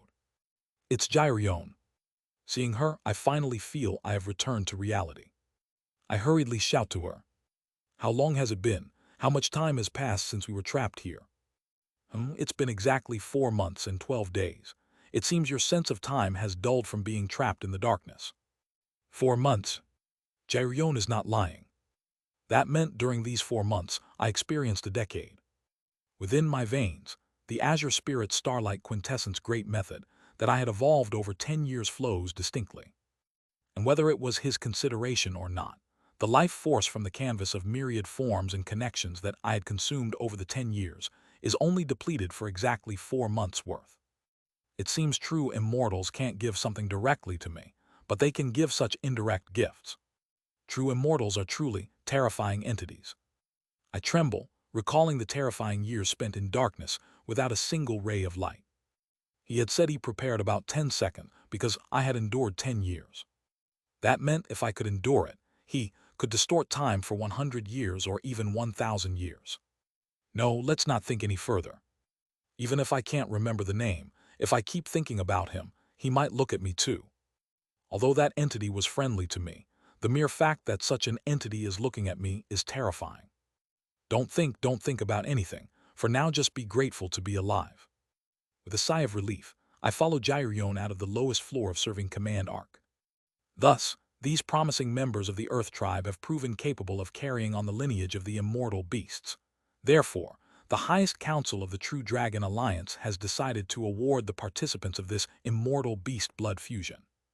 After the immortal beast blood fusion ended, being among the surviving 100, I silently recover my vital energy on the second floor of the serving command arc, listening to Jairion's speech. But honestly, it doesn't feel very real. Maybe I've gone mad in the cold and darkness, and everything I'm seeing now could just be an illusion. The presence of him was too overwhelming to bear with a sane mind. I can understand why Jian Myohun went mad. Such a being, not with kindness but deliberately spreading malice and inflicting divine punishment. It would be enough to drive someone like Jian Myohun completely insane. Suddenly, thinking of their presence, the goal of stealing the heavenly lightning banner feels unspeakably terrifying. What if, while trying to steal the heavenly lightning banner, I end up directly facing such an entity? Can I really remain unbroken? Is it really right to pursue this goal? Can I, even after seeing a true immortal? That's when, thud, Cohrial places his hand on my shoulder. With a gentle smile, he praised me. Congratulations. Now that you can receive the true blood of an immortal beast, you will truly become a member of our Earth tribe. His smile is still unpleasant. After choosing and accepting the true blood, I will give you the summoning wind, sacred blood transformation, the superior version of the summoning wind, true blood transformation you were given last time. Mastering the summoning wind, sacred blood transformation will allow you to quickly assimilate the true blood of immortal beasts into your body and elevate your realm. Haha, I'm grateful for your grace. I force a smile. Summoning wind, sacred blood transformation. Just hearing the name made it clear Cohrial prepared a nasty surprise for me. Suggesting the summoning wind, sacred blood transformation, his intentions are filled with vile schemes. Your colleague, Ohicio, is also excellently practicing the summoning wind, sacred blood transformation I taught. If you learn the same technique, you will be able to grow quickly just like her. I realize something. With gratitude as vast as the sea, I am forever thankful. I can tell. Ohicio is definitely not in a normal state, and if I were to learn the technique called summoning wind, sacred blood transformation that she is practicing, that would mark the start of my slavery under Cohrial. That's how it is. Participant Seo Yun-hyun, come forward. Jairion calls my name among the survivors. On the stage where the survivors of the immortal beast blood fusion are being selected, drops of true blood are prepared, and I just have to go up and choose one to receive. I smile at Cohrial, who is grinning behind me. Truly, I'm sincerely grateful, Sir Cohrial. Haha, not at all. It's all due to your effort. I let all the sweet nothing Cohrial spouted go in one ear and out the other. But at this moment, my gratitude towards Cohrial is genuine. Thank you, Cohrial. For a moment, I nearly forgot my purpose, being chased by the terrifying existence known as a true immortal. But seeing Cohrial's scheming brought me back to my senses, his unique brand of nastiness sobering me up. Disgust overcame fear. I will steal the heavenly lightning banner, no matter what. I don't have good feelings for Jian Myohun. But seeing him, who always thought he was better than everyone else, losing everything and crying pitifully, reminded me of myself in the past. To bear such a painful heart essence should only be for the Mad Lord and Cohrial. And isn't it enough with just me? If Jian Myohun goes mad and rampages, countless humans and even devils will be slaughtered by the lightning harbinger Jian Myohun. I can prevent the tragedy that starts with Jian Myohun. I'll steal the heavenly lightning banner and I've decided to firmly put it into Cohrial's pocket, who constantly engages in disgusting schemes. The memory of my conversation with him is terrifyingly horrific and dreadful. Shouldn't such a wonderful experience be shared? I will definitely let Cohrial know. Thank you, Cohrial. Thanks to you, I've regained my focus. Leaving Cohrial behind, I step onto the stage and stand before Jairion. As a survivor of the immortal beast blood fusion, you may choose one of the 7 immortal beast true bloods. Which one will you choose? Droplets of blood float before me. Each droplet represents a different immortal beast. I will. Spiritual energy gathers on each droplet of blood, and the forms of immortal beasts flicker above them. The shape of a dragon with black scales, the figure of a massive tiger, the appearance of an azure peng. The form of a peacock in 7 colors, the figure of a black turtle commanding ghosts, the appearance of a monkey with mountains sprouting all over its body, and the shape of a horse with white wings pass over the droplets of blood. I will choose this. I pointed at one of the droplets of blood. Author's note: a minor setting collection that does not have a significant impact on the plot. The relationships between the immortal beasts appearing in the Regressor's tale. The black dragon and the supreme tiger do not get along and fight whenever they meet. These two beasts generally do not get along with most other beasts and growl whenever they meet. The azure peng tries to eat the offspring of the black dragon upon meeting and flees from the supreme tiger due to being overpowered. It gets along with all other immortal beasts except for the lustrous glaze peacock. The azure peng tries to kill the lustrous glaze peacock upon meeting, while the lustrous glaze peacock tries to lay its eggs when meeting the azure peng. Not just with the azure peng, but it also desires to mate with the supreme tiger, the black dragon, the mountain-destroying demon ape, and the white-winged heavenly Pegasus, making it the most ill-reputed among the beasts. However, it avoids the yin ghost black turtle as its yin energy does not benefit its eggs. The yin ghost black turtle, when meeting the mountain-destroying demon ape, brings ghosts to have a joyous time together. It is a welcomed figure among immortal beasts with strong yin energy, but is shunned by those with strong yang energy. The mountain-destroying demon ape and the white-winged heavenly Pegasus, due to the nature of the powers they possess, inevitably cause natural disasters when they meet, regardless of whether their relationship is good or bad. These two immortal beasts always maintain a neutral relationship with other immortal beasts. Translator notes, donated chapter by Dragonk105. Thanks for the support. // Discord https://dsc.gg/wetread. Link to donations in the Discord. Chapter 186, The Tribe of the Earth 6. What I chose was the true blood of the black dragon. It was an obvious decision. After all, to infiltrate within the dragon race, it will be most advantageous to receive and refine the blood of the same dragon race. Moreover, the black dragon symbolizes the supreme yin and controls the power of water, being an immortal beast, which allows me to walk with my head held high within the sea dragon race, a branch of the black dragon race. Furthermore, receiving the true blood of the black dragon would provide an opportunity to delve into the secrets of the black dragon King Hyun Eum, and also establish a relationship with the mystical scaled fish commanding sect, which is set to be the vanguard against the Devil Realm invasion by the human race Grand Alliance. The benefits of obtaining just one drop of the black dragon's true blood are not limited to just 1 or 2. Of course, by accepting the true blood of the black dragon, there's also a possibility that the Black Dragon King can influence me in return, but honestly, he's not so frightening. The truly fearsome are not such beings. Thinking about the sense of fear when meeting him, compared to the pressure when meeting the Black Dragon King, I believe I can overcome any influence the Black Dragon King might try to exert through his blood. Yes, the true blood of the Black Dragon, that's a good choice. Jairyon smiles warmly, as if proud of me for choosing the true blood of the same dragon race. After receiving a drop of the black dragon's true blood, I step down from the platform. Coatrial also smiles warmly at me, showering me with good wishes. Indeed, you have an exceptional eye. In the Earth tribe, there's no power as revered as that of the dragon race. You've made a choice you won't regret. Moreover, with the power of the black dragon, it will perfectly match the summoning wind, true blood transformation. I am thankful for your kindness. Good, as soon as you return to the Sea Dragon Palace, I will do my utmost to assist you in quickly refining the true blood of the black dragon. Do my utmost to help my foot. But outwardly I just smile back, not showing my true feelings in return. I am always grateful for Sir Coatrial's kindness. Help me as soon as we return. Sorry, but that's not going to happen. Because 4 months before participating in the immortal beast blood fusion, I had already sown the seeds. It's about time for news to start coming in. No, the Sea Dragon King will hear the news as soon as he arrives at the Sea Dragon Palace.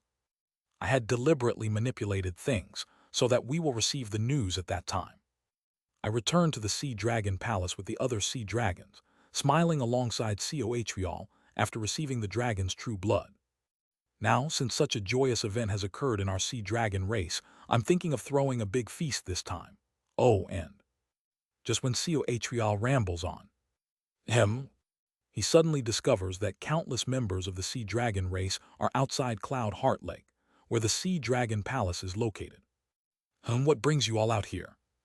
Well, that is, one of the elders of the sea dragon race, looking anxious, bows his head in embarrassment.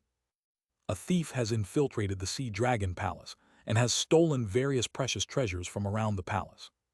How could a mere thief infiltrate the sea dragon palace? That I'm ashamed to say. We are all out doing our utmost to investigate, but first, tell me the extent of the treasures stolen from the sea dragon palace. The entire internal treasury of the sea dragon palace has been plundered. What? Coatl's eyes narrow. He transforms into his human form and with a stern expression looks around at the elders. Are you saying that unheard of thieves easily moved in and out, stealing from the sea dragon palace which you, as heavenly being stage elders, are supposed to guard as securely as a fortress? His tone, previously respectful towards the race's elders, shifts as if he is addressing his own subordinates. It seems to me that this is not the work of an external thief, but rather there is a thief within our own ranks, or perhaps someone who colluded with them. All of you must take responsibility for this situation where the entire internal treasury has vanished. We are deeply ashamed. For the first time, I see Coatl in a furious state, unlike any demeanor I had seen from him before. But internally I sneer. He's just pretending to be angry. He's not really disturbed. Coatl doesn't seem to genuinely regret the loss of his treasury. It's more so that he is merely using this incident as a pretext to discipline his subordinates. His heart is filled with malice, but he lacks greed. I observe Coatl closely. But instead of greed, he is skilled at using such opportunities to enhance his political power. He will probably be busy sorting out the Sea Dragon Palace's internal affairs for a while, using this incident as a pretext. That is enough for me. If I can buy just a few days, I can refine the Black Dragon's true blood to the extent that I won't need Coatl's help. From the beginning, the thieves who entered the Sea Dragon Palace were those I had brought in. The numerous aquatic demon beasts who lost dominion over Cloud Heart Lake to the Sea Dragon race. I had merely opened the doors of various parts of the Sea Dragon Palace completely under my control and handed over maps detailing the palace's layout. Already discontent with the Sea Dragon race, they must have eagerly stolen during Coatl's absence at the immortal beast blood fusion, given the opportunity I created. With such an incident occurring in the Sea Dragon Palace, even Coatl himself can't focus on me immediately. Sure enough, he looks at me and says, "It can't be helped. I will look after your practice 3 days later.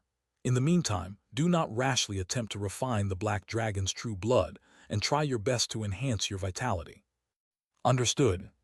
Coatl leaves to discuss the issue of the Sea Dragon Palace's internal treasury with the Sea Dragon race's elders, and I enter the Sea Dragon Palace, first deactivating the blood body skin armor I had been wearing during the immortal beast blood fusion. Swish! The flesh that had been integrated with my body falls off and forms a figure with a splashing sound. It's Yuan Yu. I have Yuan Yu bring ink, a brush, and high-quality silk used for sending letters in the bright cold realm. Despite having the convenient method of voice transmission, sending a letter is something done when one wishes to present oneself in the best possible light to someone of higher status. Now that I've bought 3 days, I must find a way to escape Coatl's grasp during this time. It's already been 10 months since I returned. Thanks to Coatl's recommendation, I'm a clear member of the Sea Dragon race. However, Coatl deliberately prevented me from leaving the Sea Dragon Palace on the pretext that I hadn't even reached the Chi building stage. While I had control over the inner workings of the Sea Dragon Palace, being unable to leave meant I had no interactions with others outside of the Sea Dragon race and a few aquatic demon races near the palace. Even if I were to learn techniques like the summoning wind, sacred blood transformation in the future, I might be able to leave the Sea Dragon Palace, but escaping Coatl's influence will be impossible. It's time to leave the Sea Dragon Palace.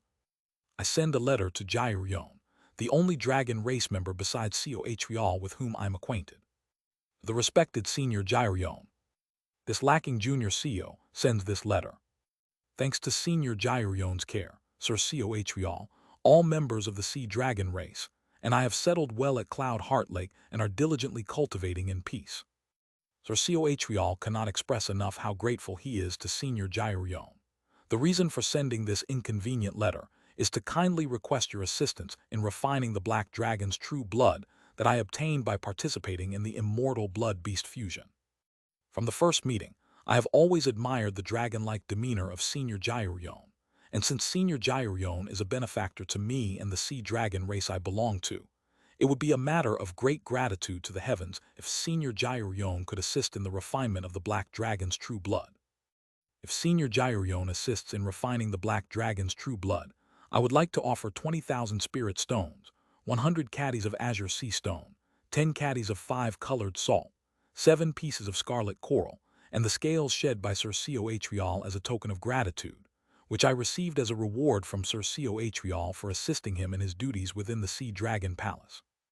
Moreover, as someone who has gained the trust of Sir CEO Atrial and has been bestowed with numerous treasures, after refining the Black Dragon's true blood, I plan to invite Senior Gyurion to the Sea Dragon Palace based on this favor. Sir CEO Atrial also desires to meet Senior Gyurion to inquire about the insights of cultivation, but it has always been difficult to arrange a suitable occasion for this. Therefore, I will create an opportunity to share insights with one another.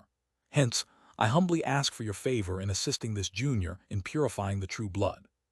From your lacking junior CEO. The moment Gyurion first saw CEO Atrial, it was clear that she was smitten, and during the last immortal beast blood fusion, it was evident to me that she harbored a secret affection for him, unnoticed by anyone else. With such a substantial offering, there's no reason for her to refuse. Of course, these weren't rewards given by CEO Atrial, but, naturally, the spoils I would receive from the aquatic demon races after handing over the map of the Sea Dragon Palace and unlocking its protective barriers for them to steal treasures in exchange. The demon beast races will secretly distribute the treasures among themselves by tomorrow. After folding the silk letter, I head to the dragon communication pond located somewhere within the Sea Dragon Palace. The dragon communication pond is a means of communication within the dwellings of the dragon race, used for holding meetings or exchanging messages over long distances among dragons. Welwung. Standing in front of the brightly shining pond, I lift the silk letter and take out the jade bottle containing the immortal beast true blood bestowed by Gyurion. The dragon communication pond is designed so that it cannot be used by anyone other than dragons to secure conversations shared among the dragon race. It requires the infusion of a dragon's essence to operate. Of course. Welwung. As I infuse the energy from the jade bottle containing the immortal beast's true blood into the dragon communication pond, the pond shines brightly and displays the dragons connected to the Sea Dragon Palace's dragon communication pond. The most frequently contacted dragons' forms appear prominently in the pond, with the largest being the form of the Black Dragon King Hyun Eum, followed by a few Sea Dragon race elders living outside the Sea Dragon Palace, then the 4-axis stage cultivators of the Black Dragon race, and the heavenly being stage elders. It seems there's quite frequent communication with the Black Dragon race. Next to the figure of a heavenly being stage elder of the Black Dragon race is Gyurion's figure. Gyurion connect. TSSD. Gyurion's form enlarges as the dragon communication pond connects to the one in her abode. Transmit. Welwung. I drop the neatly folded silk onto the pond, connected to Gyurion's dragon communication pond. PFFFD. The pond shines and transmits the silk to Gyurion's pond. After deactivating the dragon communication pond, I manipulate the Sea Dragon Palace to erase any records of my using the pond and return to my room. Response should arrive within 3 days. About 2 days passed. Kagagugu. Above the Sea Dragon Palace, the massive figure of Gyurion appears. Feeling Gyurion's energy, I fly above the Sea Dragon Palace, and she, who had been searching for something with her face pressed against the barrier, transforms into her human form with bright eyes upon seeing me. Payet. Transformed into a woman dressed in robes, she enters inside the barrier and stands before me, saying, Hem, is it really true, the things written in the letter? Seeing her face turn red as she fiddles with her hands and asks me, I feel a twinge of guilt. It feels a bit wrong to use someone in love like this. Nonetheless, seeing her makes it clear. Gyrion definitely has feelings for Cohreal. Yes, of course. And please don't mention the contents of the letter to Sir Cohreal. I want to surprise him as well. Haha. I understand. That sounds good. I'll do that. She nods her head, and in the meantime, the Sea Dragon race elders quickly fly to the Sea Dragon Palace upon her arrival. Isn't that Senior Gyrion? What brings you to the Sea Dragon Palace? She coughs and gestures towards me. This child here has received the Black Dragon's true blood in the immortal beast blood fusion. It's very commendable that a human would try to continue the lineage of an immortal beast like the Black Dragon, so I came personally to assist with the refinement of the true blood. Him, I see. The Sea Dragon race elders seem perplexed, but nod in acceptance.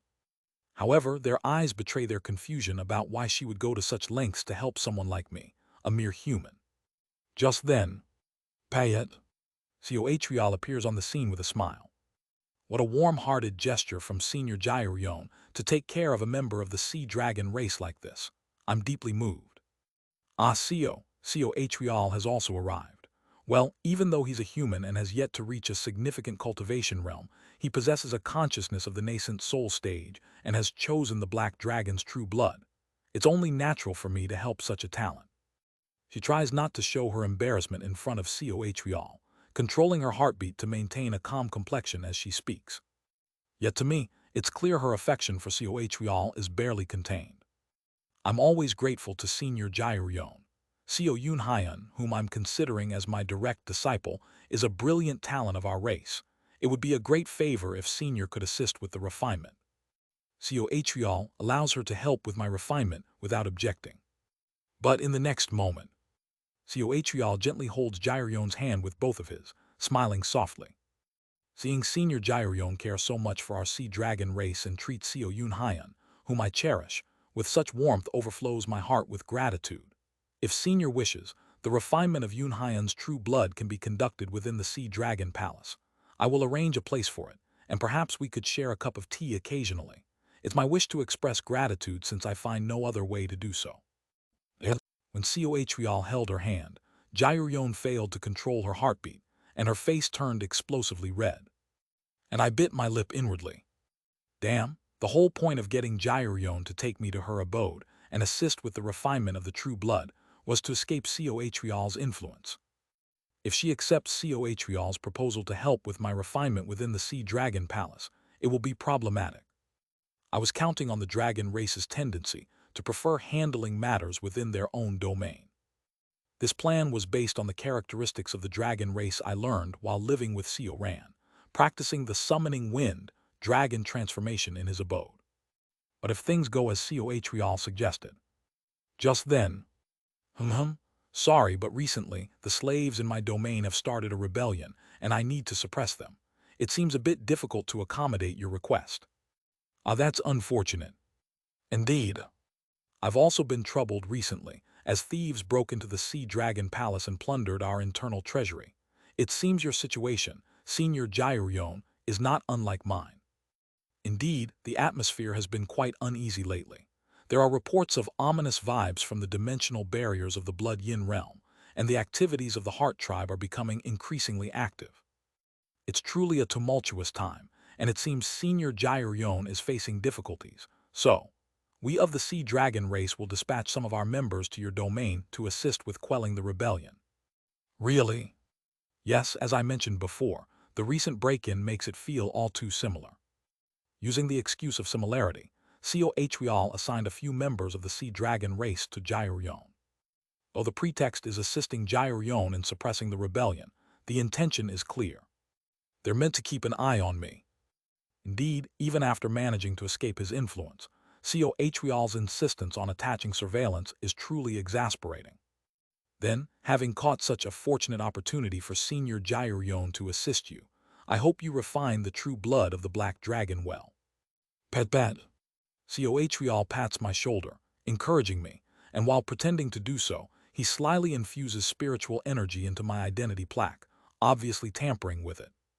As soon as I arrive at Gyrion's domain, I'll have to stash away this identity plaque somewhere. Thinking so, I bid Coatri farewell and set off with Gyrion to her domain. After flying for about half an hour, we arrive at Gyrion's domain, a picturesque landscape filled with rugged mountains. Between the mountains, white clouds linger, giving off the feel of a realm where immortals lived. Her abode is located in a cave on the highest peak among the mountains. Now come down here for now, and you said you are warriors from the sea dragon race. Gyrion addresses the young nascent soul stage sea dragons who followed us. Although they're from a slave race, the ones in my domain have caused quite a widespread rebellion, so everyone will need to put in some effort. We will keep that in mind. Though they have rebelled, they are still my property, so try to avoid a massacre and focus on capturing the leaders of the rebellion. Yes. Then I will proceed to assist Seo Yun Hyan with the refinement of his true blood. Smiling, I speak up in front of Gyrion. No, as a member of the sea dragon race, I can't just watch the warriors struggle. I will also follow them to suppress the rebellion. What? Hearing my words, one of the sea dragons widens his eyes in surprise. The suppression of the rebellion is just a pretext. In reality, they were sent to monitor me. If that's the case, I might as well remove their pretext. Truly a loyal talent, though human, showing such dedication to the sea dragon race. Gyrion nods, pleased with my attitude. Go and assist them. It's good to see someone taking the initiative to help the faction's cause, even if from a different race. Though still at the chi building stage, having endured the immortal beast blood fusion, your vitality and strength should be comparable to a nascent soul cultivator. Yes, I've always wanted to repay Senior Gyrion for the kindness she has shown to the sea dragon race, however small the gesture might be. Thank you for giving me this opportunity. She smiles more warmly at my words, and the sea dragon warriors appear about to say something, but instead bite their lips. Woven. She raises a golden sphere of spiritual energy above her hand. Follow this sphere, and it will lead you to the area of my domain where the rebellion is happening. I hope you can suppress it and return. Yes. The three sea dragon race warriors nod and fly out of the cave. I sought permission from one of the warriors and climbed onto his back. Then I'll be back soon, Senior Gyrion. Go on then. Just before the sea dragon warrior uses the flying escape technique. She seems to remember something and says, yes, although they are a weaker slave race with their maximum power at the chi building stage, be careful. With nascent soul stage power, including this junior, there are 4 of us. No matter how numerous or widespread the rebellion, it's merely a bit troublesome. Senior Gyrion should not worry. No, I've heard that a member of the Heart Tribe has appeared among the slave race. At her words, my eyes narrow sharply. Even though I've heard that they are weak, only reaching the core formation stage in power.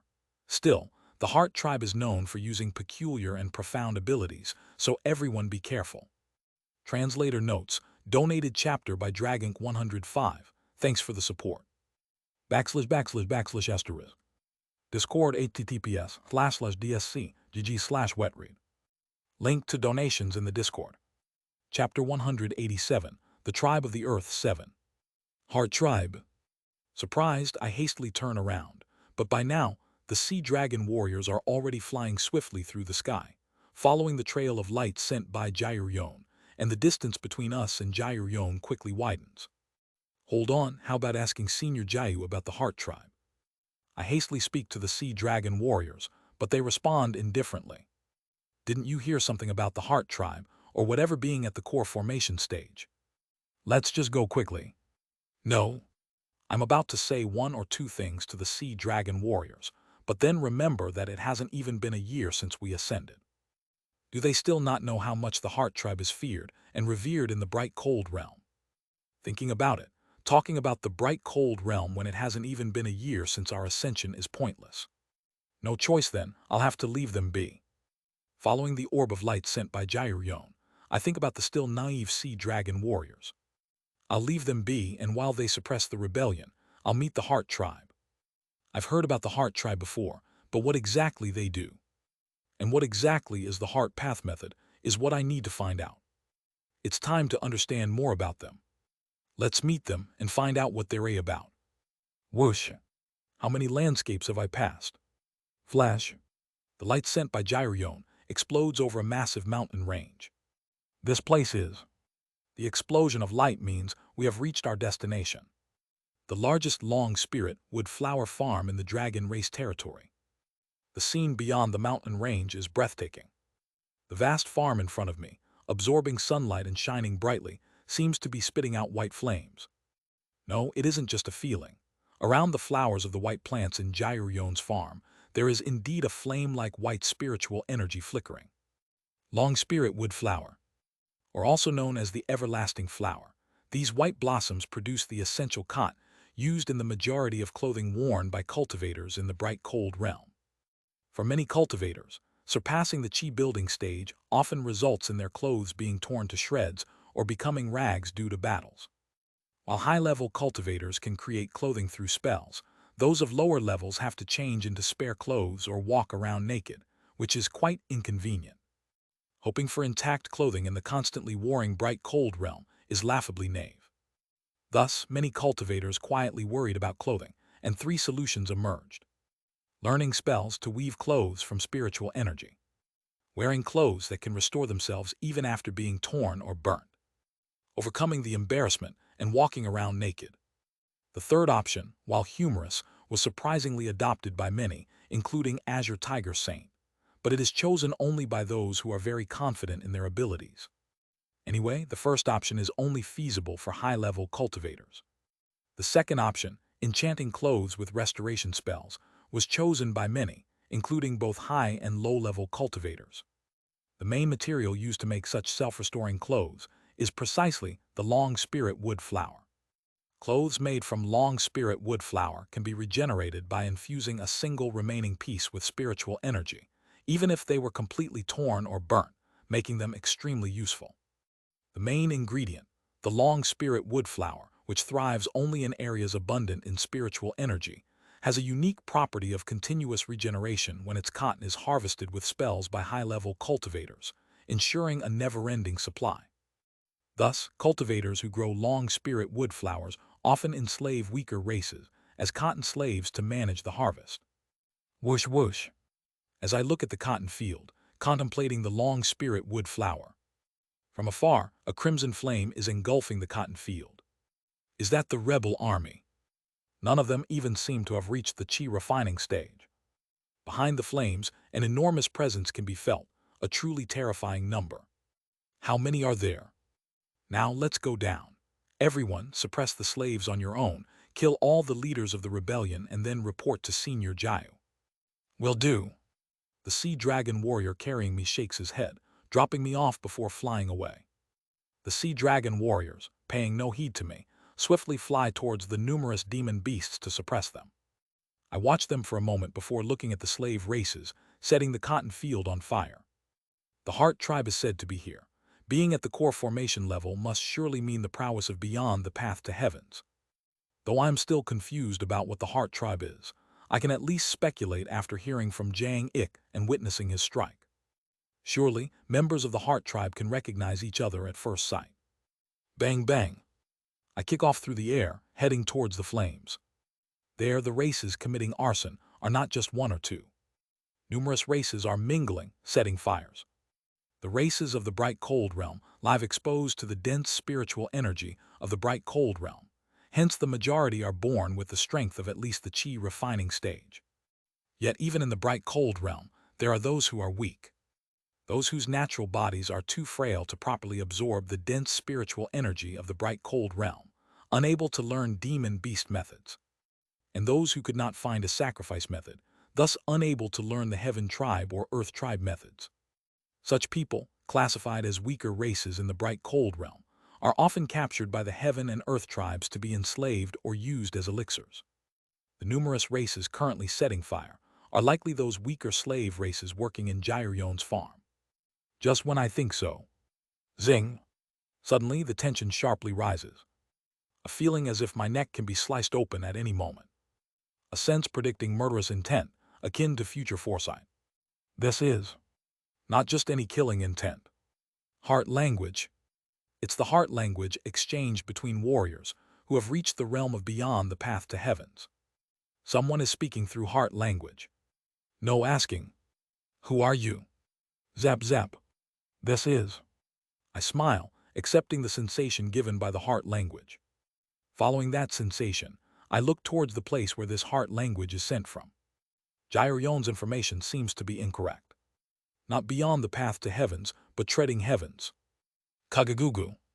From afar, 3 sea dragon warriors are gasping for breath. I shout at them, "Avoid it, there's a heart tribe member over there."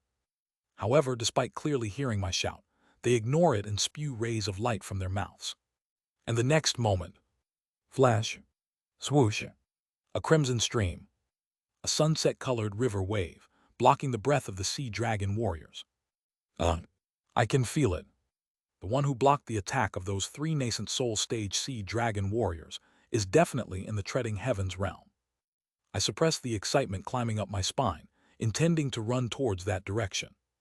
However, just as I am about to run over there, shriek, chill, I quickly step backward, retreating with a light-footed technique at the sudden sense of ominousness invading my mind.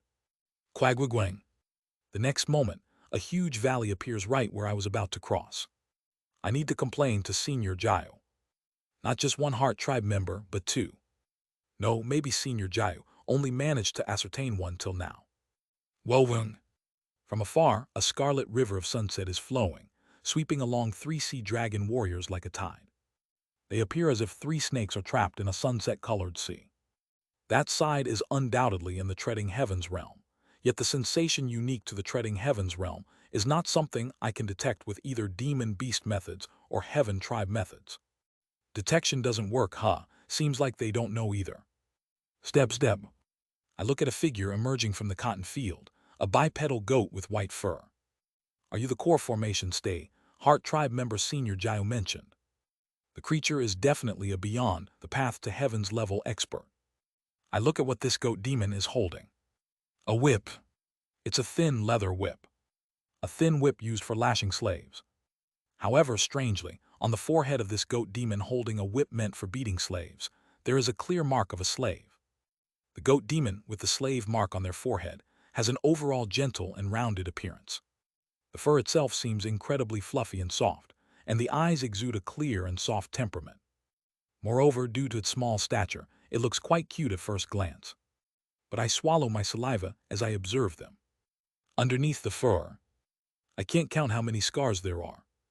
Beneath the soft and cute fur, there are marks like whip lashes densely packed like rain streaks. A formidable opponent indeed. I raise my tension and ask, "Are you from the heart tribe? Is the heart path method what you practice?" "Your heart tribe." And then, "Me?" The creature cries out and lashes the whip. Quagwagwang. Again, a valley forms where the whip strikes. Oh, I see. Am I an idiot? I realize as I watch the heart tribe member cry out. The demon language I am using is a universal language among demons. But now that I think about it, these heart tribe members wouldn't have the earth tribe's vision, naturally not learning the demon language. "Hey, I asked if you were from the heart tribe." I once again speak to it using mental language, which operates on consciousness. "Can you tell me what the heart path method is? How does your heart tribe distinguish levels of attainment? What enlightenment have you achieved?" Finally, I get a proper response from them. "You've been babbling to yourself all this time. Are you trying to compete with words?" I wonder why. Despite being insulted by an opponent of a lower realm than myself, I don't feel bad at all. Instead, I grab the air with a bright smile. "My apologies. No more words are needed." Boing.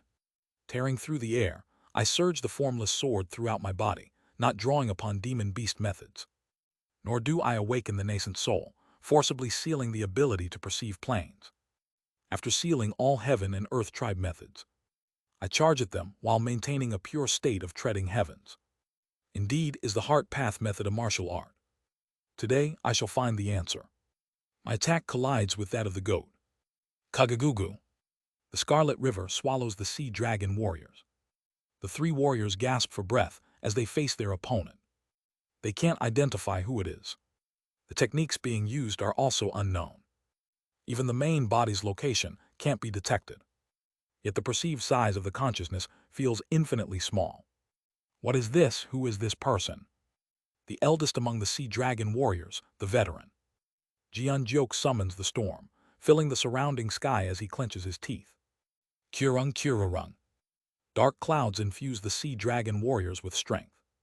Normally, they would become immortal warriors who do not tire until their energy runs out, but facing this entity, they feel like they are barely clinging to life with these techniques. So you're the leader of the rebellion. I haven't heard of a nascent soul stage rebel force. Jianjok throws out any statement to probe the opponent.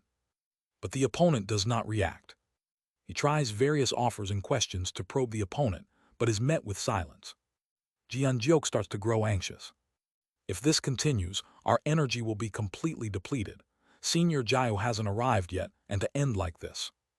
Just then, the owner of this domain, the Four-Axis Stage Earth Tribe member, hasn't shown up.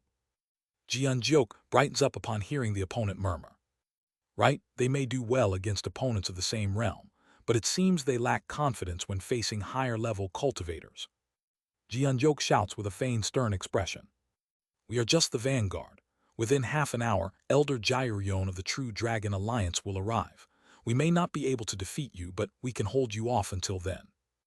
Jianjok signals to the other Sea Dragon race warriors to draw up their energy, as if to bind the presence before them within a barrier immediately. Having done this much, surely they'll be flustered and try to retreat. That's when we will temporarily retreat and ask for help from Senior Jiao. Everyone surround that. And then, the owner of the Scarlet River chuckles. Such bravado, I take it the Four-Axis monster isn't coming. Haha, if you want to believe that. Did you think I wouldn't notice you rolling your eyes and exchanging opinions? Keek, you've been anxious from the start. Indeed, the Four-Axis hasn't shown up. The Four-Axis hasn't arrived, but... Jianjok quickly thinks of a way out. We are warriors of the Sea Dragon race. We came prepared to die to suppress you, the Heart Tribe. If our situation becomes dire, we have techniques prepared to self-destruct. That's a lie. Foolish as it may be, even if we don't self-destruct, the human ally that came with us is closely related to us. If he exerts his full strength, he can unleash power at the heavenly being stage. If we find ourselves in danger, he will. That also seems like a lie. So suspicious, but no matter how much you doubt, it doesn't change the truth. However, think about it. A senior of the Four-Axis stage is on her way here. We came prepared with a self-destruction technique, and in fact, having that human ally means we actually have an advantage over you. Moreover, we were ordered to capture those who started the rebellion alive, so we were only fighting moderately. Being distant relatives of the Black Dragon race, we can draw a considerable amount of power from the ancestral blood of the Black Dragon. My goodness, everything except the words capture alive and distant relatives of the Black Dragon race is a lie. You aren't sea dragons but bragging dragons. Did you introduce yourselves incorrectly? Jianjok glares at his opponent. What in the world? It feels like his heart is being read. He knows nothing about his opponent, but the opponent seems to be reading him in real time, an eerie discomfort. You seem displeased, getting more afraid, aren't you? Not just Jianjok, but the other Sea Dragon warriors who share his thoughts turn pale. It's clear. The entity before them can easily read their innermost thoughts. That discomfort and fear. Jianjok had seen such a being only once before. Mad Lord Zhou Yon, a lunatic who had controlled two Four-Axis stage puppets from the lower realm. The sensation of having one's soul pierced through was something he had only felt in the presence of that person. Of course, Jianjok did not believe the mad old man could read his thoughts, but there was something in common between the uncomfortable feeling given by the Mad Lord's transparent eyes and this current discomfort. The problem with you heaven and earth tribes is this. Always, when facing the threat of death, you desperately do anything to survive.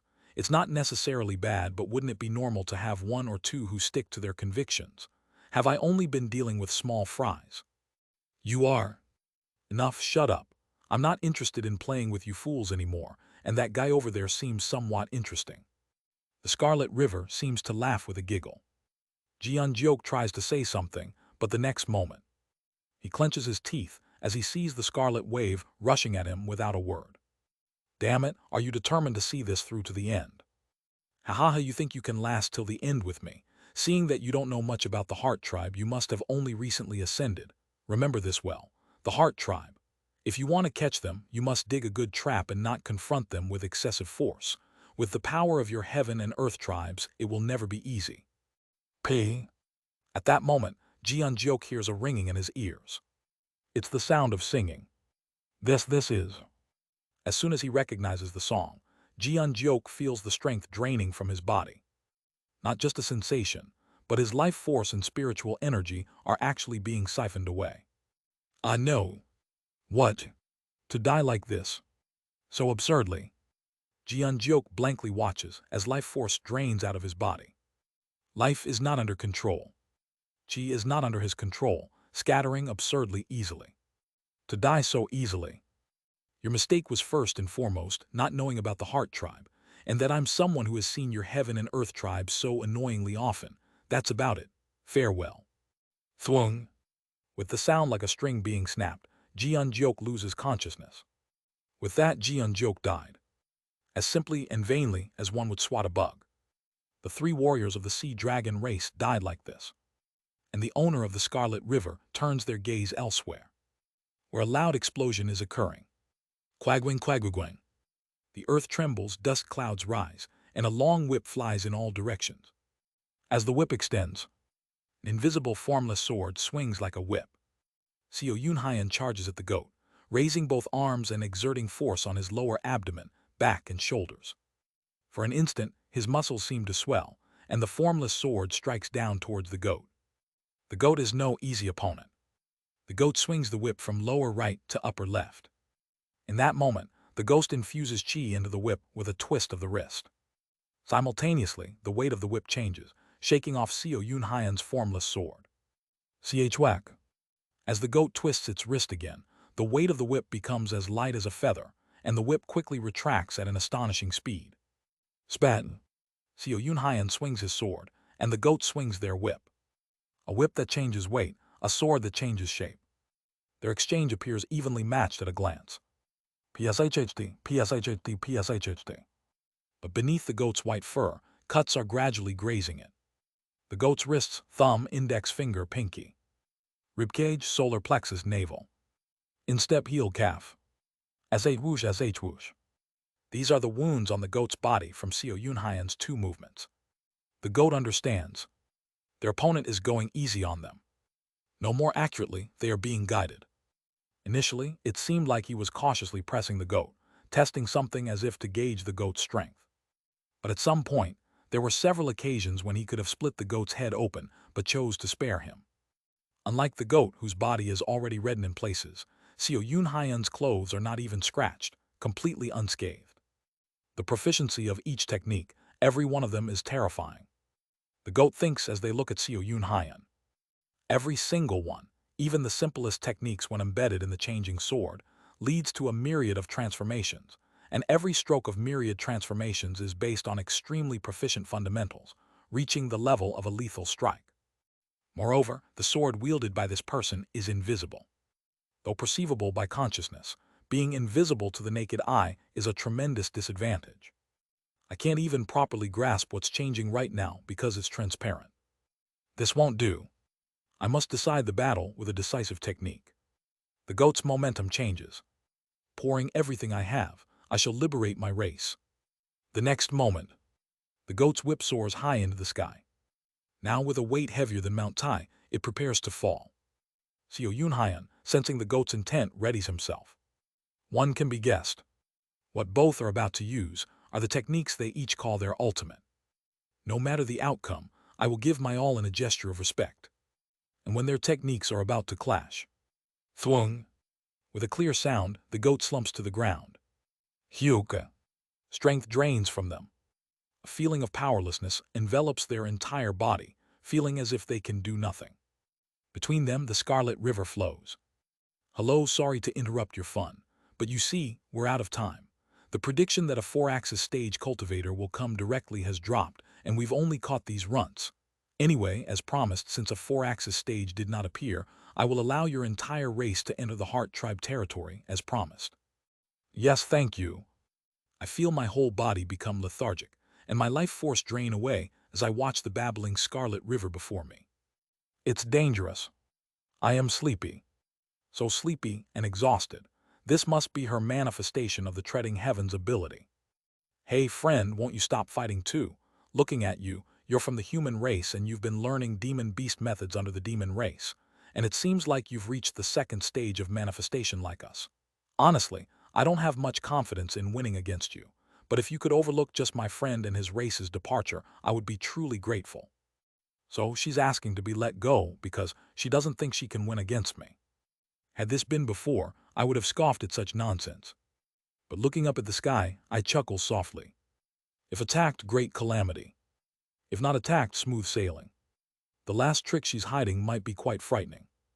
I quietly calm my inner thoughts and nod. Do as you wish. Ahaha, thank you truly. Then, by any chance, is there anything you'd like to ask? As a token of permitting our departure, I'll answer something you're curious about. I immediately asked her, what is the heart path method? Today, I will finally learn about the heart path method. The owner of the Scarlet River replies, with a fierce laugh, as if it's the funniest thing in the world. And then her words follow. Look here, friend, the heart path method doesn't exist in this world. Translator notes, donated chapter by Dragonk105. Thanks for the support. // Discord https://dsc gg/wetread. Link to donations in the Discord. Chapter 188, The Tribe of the Earth 8. What does that mean? I look at her momentarily confused. Edahata. Suddenly, her voice, which had been that of a delicate woman, changes into a deep male voice. Such talk of the heart path method is just a term forcibly applied by the heaven tribe and earth tribe to try to understand us. It's impossible for us to have such a systematic structure like methods. Don't you know, if you've reached the second stage of manifestation, you should realize that everyone in this world possesses different possibilities, right? Yes. They're a right. I narrow my eyes, pondering the words of this person, whose gender I can't discern. So, the heart path method, no.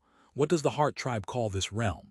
Although heart essences differ, isn't the process of reaching this realm the same? Is manifestation just the end of it? I do feel like telling you. Once again, their voice changes to that of a child. Could it be jealousy? To obtain our power while studying under the earth tribe with a body of the heaven tribe. If one fully masters the three talents of heaven, earth, and heart, imagine the kind of monster that would be born. Sararek. The Scarlet River flows around me. I realize that this river's existence is not actual water, but the heart essence of this being. There's no substance. Yet I'm startled by this bizarre river. Treading heavens must ultimately be the state of becoming one with the heart essence one has manifested. Yet this river, while emanating an aura similar to the treading heavens realm, seems to have no substantial body to be its source. What is this? When I peer into the being with my hidden thoughts. To think there's such a transparent hell of agony. The next moment, the river's voice changes back to that of an old man. Neither the heaven tribe nor the earth tribe, and not even among us, have I seen such an extreme heart essence. Indeed, if only I could know which direction this monster of the three talents will take, I could decide how to deal with you. The river wraps around me, its voice flowing out. It feels as if the heart tribe being is standing with hands clasped behind his back, looking at me while circling around. However, as I watch him, I invoke the formless sword. Severing mountain swordsmanship.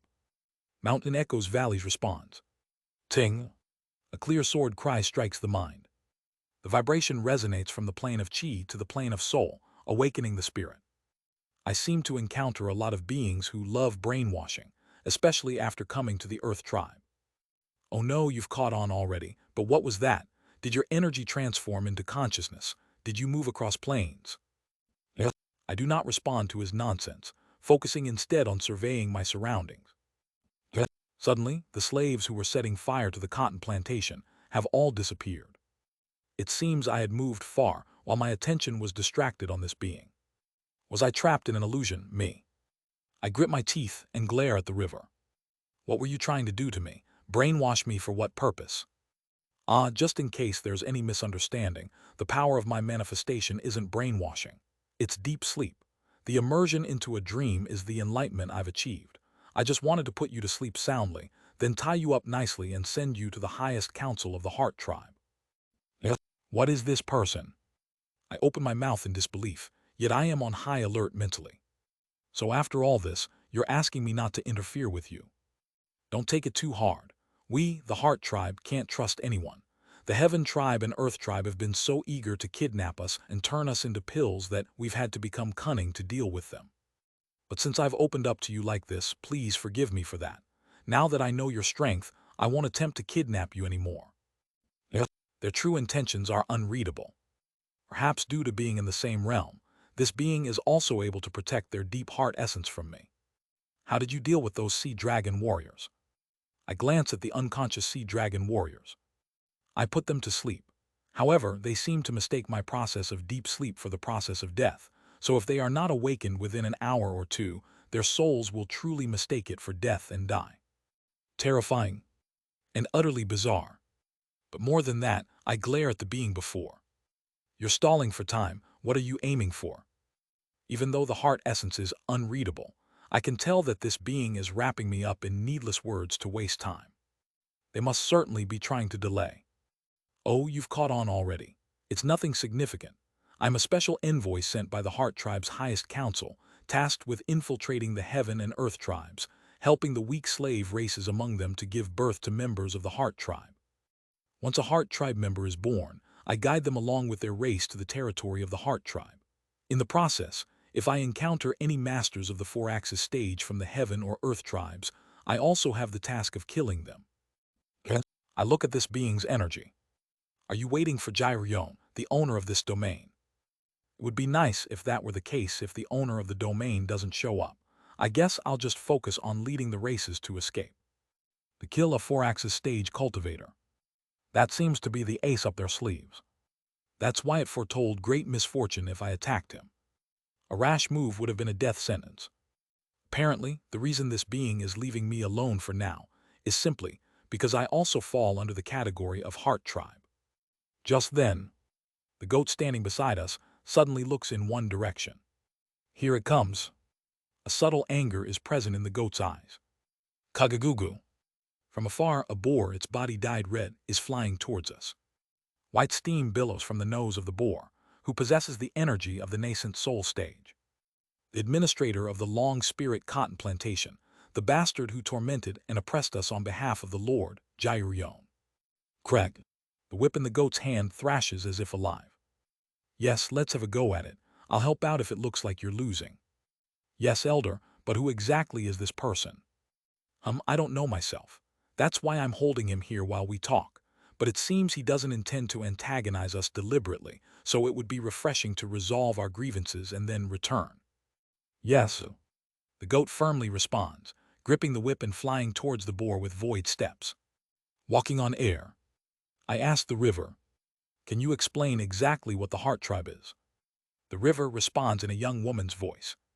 What kind of question is that? It naturally refers to those who have integrated their heart essence. Integrated their heart essence. Yes, those who have unified their external and internal heart essences into one complete heart essence. Those who can manifest such a heart essence are collectively called the Heart Tribe. Then, those who can reach this manifestation through consciousness methods are also Heart Tribe. It sounds like mastering consciousness methods alone can lead one to become Heart Tribe. Haha, reach the Heart Tribe by mastering consciousness methods. The river laughs as if they found the idea amusing. Listen here, friend. Integrating the external and internal heart essences is something that can only be achieved through unimaginable pain and pressure. Simply enlarging and refining the consciousness with consciousness methods is meaningless. To become Heart Tribe, to manifest heart essence, one needs a longing beyond imagination. The esteemed one of the Heart Tribe longed for overwhelming power to save their own race. That newcomer longed for the weight of the responsibility to save his race, and I longed for sleep. And looking briefly at your manifestation, it seems you longed for escaping something. Isn't that right? Yes. If you don't deeply long for something, no matter how much you master consciousness methods, you'll never achieve manifestation. If someone who has mastered consciousness methods integrates their external and internal heart essence to reach manifestation, it means they're longing for something beyond imagination. Yes, a longing that surpasses imagination, an endless thirst, a relentless fanaticism towards something. Only by preparing to throw everything away and push oneself into the realm of pain and pressure can one become us. Woven. The being intentionally shows me their intent. It's a sign of affection. You are definitely of the heaven tribe, and at the same time of the earth tribe, but the reason I don't dislike you is because you have continuously longed for your own beliefs to the extent that you've reached the second stage of manifestation. Such a transparent hell of agony, it's definitely the heart essence of a madman. But even if it is the heart essence of a madman, hasn't it reached that realm precisely because it was never let go of and was always pursued? Right. Quang quang quang. I nod my head, watching the fight between the goat wielding the whip and the boar turning the surroundings into a sea of flames. The boar is at the nascent soul stage after all, and the goat is merely at the threshold of treading heavens. However, the goat is evenly matched with the boar. It might be because the boar is at the very early stages of nascent soul, but it seems like the goat knows all the techniques the boar uses. On the other hand, the boar is unable to properly grasp even one of the goat's whip movements. That kid's name is Beek Nyon. He is a slave who rose to the position of overseer on this cotton plantation for his race. The river continues. He stepped forward to whip his own kind, but from the day he held the whip, he practiced countless times, pondering how to softly pretend to hit his kin. He mastered the art of loading and unloading weight on the whip, whipping himself to control the weight of the whip to the extreme. Pushing the control of weight to the utmost limit is how he achieved his manifestation.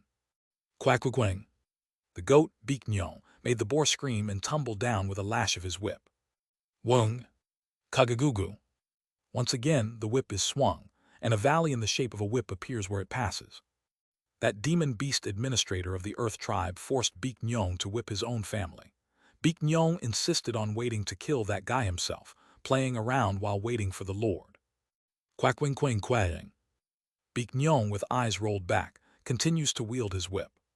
The attack, optimized for weight, at the threshold of treading heavens, makes the flame-spewing wild boar gradually lose consciousness and seem to die. A realm specialized in attack power. I exclaim at the sight of his beyond the path to heavens. Even if the boar is at the very early stages of nascent soul and Beek Nyon knows all of its techniques, there's still a gap between a nascent soul stage and beyond the path to heavens. Yet to push the opponent to the brink of death like this, Beek Nyon must have focused solely on attacking, as if ignoring defense and willing to die in the process. How heavy can a delicate whip become? Quieting. Saw save me. The boar flies up, dodging Beek Nyon's whip. Beek Nyon, with eyes rolled back, attempts to pursue the boar, and the river's owner cheers for Beek Nyon as if excited. I too, knowing the certain enmity between Beek Nyon and the wild boar, do not rashly intervene. Just then, Pugeg Puak. Far away, the bodies of the 3 sea dragon warriors, who had been put to sleep by the river's owner, begin to convulse violently, and the river's owner shudders at the sight. Simultaneously, Pugeg Puak. Blood spurts from the heart region of the sea dragon warriors, and an enormous amount of heaven and earth spiritual energy begins to converge there. Guo. The heaven and earth spiritual energy condenses into a blue light in the air, forming the shape of a giant azure dragon. It's the form of Coatrial. I can feel the owner of the river being shocked. What, using their own race as a sacrifice, Beek Nyon, come back, we're retreating. The form of Coatrial that had descended upon the scene surveys the surroundings. I can feel it. The figure in front of me was summoned using the lives of 3 sea dragon race warriors as a sacrifice. Since the lives of 3 nascent soul stage warriors were offered as a sacrifice, even if for a brief moment, this figure is identical to Coatrial's true body. Kagagugu. Immense pressure weighs down on my entire body. Coatrial's head turns towards me, wrapped in the crimson river. To think that the rebels in Senior Jayu's territory could be this dangerous. These children weren't sent to die among the rebels. Wasn't it you who killed them? I'm momentarily dumbfounded, but Coatrial looks around with interest. His gaze lands on Beek Nyon and the Crimson River. Indeed, are you the Heart Tribe, whose fame has spread far and wide in the bright cold realm? The Crimson River, annoyed, whirls up into the air, buzzing. Damn it, the worst-case scenario, a 4-axis cultivator getting involved. Even if I sacrifice my life to kill you, it wouldn't harm your true body, would it? That's right. Originally, it was a means to descend in case of the worst situation, but it's a bit disappointing to have to descend because of you folks. Well then, what does the esteemed four-axis cultivator plan to do with us now? Just so you know, I have received a not-so-insignificant technique from the Heart Tribe's highest council, so if I put my life on the line, I can at least eliminate your form. A pitiful threat. SSSSSS. The dragon form of Cohreal recondenses into a human form. The human form of Cohreal smiles benevolently. But personally, I have no intention of doing anything to you. It's sad that a rebellion has occurred in Jayu Senior's farm, and our precious sea dragon warriors being massacred by the Heart Tribe is an unavoidable incident. Wait, weren't you the one who killed your own warriors? The Crimson River looks at Cohreal in incomprehension. Currently, Cohreal, not being his true self but projecting his form based on the life force of the sea dragon warriors, made it difficult to read his heart essence and understand him. Our sea dragon warriors fought valiantly against the Heart Tribe, sacrificing their souls, and all died gloriously in battle. I tried to project my avatar from afar to help, but it was too late as they had all already perished. Madmen. Thus, in memory of them, I sought to uncover the secrets of the Heart Tribe. Kagagugu. From Cohreal's hand, a strong gravitational force begins to emerge. That force is directed towards Beeknyong. Beeknyong starts to be sucked in by the gravitational pull exerted by Cohreal. Wait, what are you doing? By capturing the leader of the enemy, perhaps the warriors of my race who died unjustly can find some peace in the afterlife. Payet. Above Cohreal's hand, space warps, revealing a spatial rift. Beyond that spatial rift surely lays the Sea Dragon Palace. Originally, this wasn't intended for such purposes but to retrieve Seo Yunhyan, a member of our race, in case of danger, but given the situation, it's unavoidable. Still, being able to capture the Heart Tribe, which had been so famously rumored in the bright cold realm. Put your hand down right now. Kagagugu. The Crimson River, revealing its fury, flies towards Cohreal. The entire body of the Crimson River turns green for a moment. And within that green light, I can make out the shape of a brilliant potto. That is the trump card they kept hidden. A strike from the esteemed one. However, Cohreal raises his other hand unconcerned towards the dead bodies of the Sea Dragon warriors lying at his feet. Crack. The bodies of the Sea Dragon warriors are lifted by spiritual energy, blocking the Crimson River. The Crimson River hesitates for a moment, shocked not by the corpses but by Cohreal's attitude of using his own race as shields without any emotion, but then pushes through. Crack. The charge of the Crimson River shattered the bodies of the Sea Dragon warriors. However, Cohreal, undeterred, continues to emit a strong gravitational force from his hand. Krarek. And in the moment when the river hesitated, in the moment when the bodies were shattered, those moments combine to create an opening, and Cohreal uses it to suck Beeknyong into the spatial rift that had formed above his hand. Nuwu. Krarek. The river charges towards Cohreal's form, but Cohreal's form merely disperses into the air. Cohreal's bright voice echoes through the void and then fades away. Thank you for the wonderful gift. Thanks to you, the heroes of my race who died unjustly will also be able to rest in peace. SSSSS. The spatial rift created by Cohreal disappears as well, and the Crimson River, having not managed to unleash the strike of the heaven-collapsing esteemed one, swirls around in dismay. I reflect on Cohreal taking Beeknyong through the spatial rift, remembering his words about using it to take me if I were in danger. Was Cohreal originally prepared to sacrifice his own warriors to forcefully bring me to the Sea Dragon Palace if things went awry? Of course, it might not have been the case. He could have just said that, but intended to do something to Jairyon through the Sea Dragon warriors, or steal something from Jairyon's domain. But if the original target he intended to take was indeed me, he must have realized our value through Ohaiseo. Kim Yon, a mortal with a four-axis stage consciousness. Jian Myohoon, said to have the same constitution as Yang Sujin. Oh Hyeonseok, expected to reach heavenly being stage combat power within 100 years. Kang Min-hee, expected to reach the star-shattering stage within 500 years.